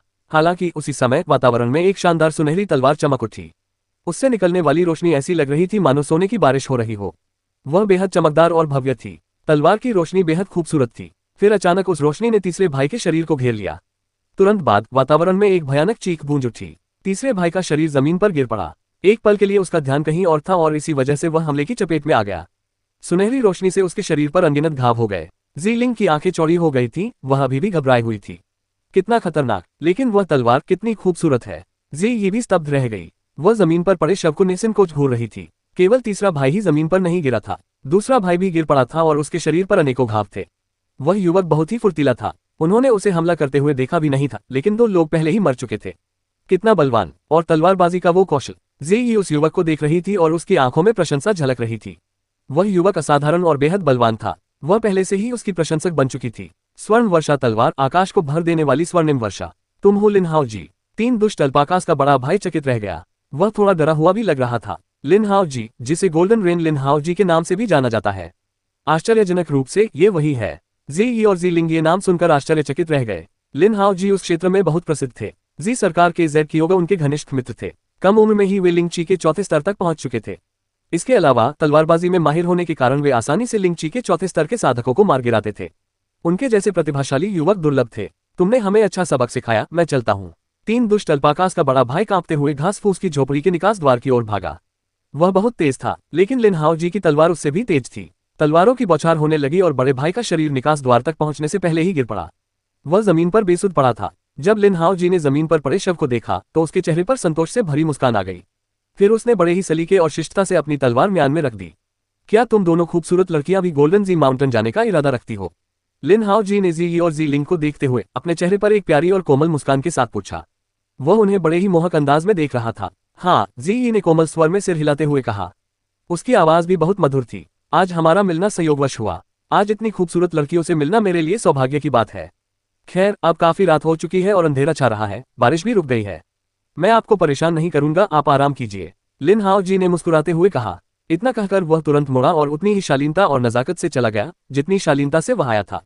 लेकिन जब वह दरवाजे पर पहुंचा तो वह धीरे धीरे चलने लगा और बोला, ये देखते हुए कि आप जैसी 2 खूबसूरत लड़कियां यहाँ रात बिताने के लिए रुक रही हैं, निकम्मे कायरों को अपने पास मत आने देना, क्योंकि वे कुछ करने की कोशिश कर सकते हैं। बात करते करते लिन हाओ जी बाहर निकलने की ओर बढ़ते रहे। थोड़ी देर बाद ही उनके घोड़े की हिनहिनाहट सुनाई दी और वे जा चुके थे। जहां तक उस निकम्मे काय की बात थी, लिन हाओ जी का मतलब स्पष्ट रूप से लिन फैंग से था। जब उन्होंने उसे जाते हुए देखा तो जी यी और जी लिंग निराश लग रही थी। जी यी, बहन, हमने अभी तक उन्हें धन्यवाद नहीं दिया है।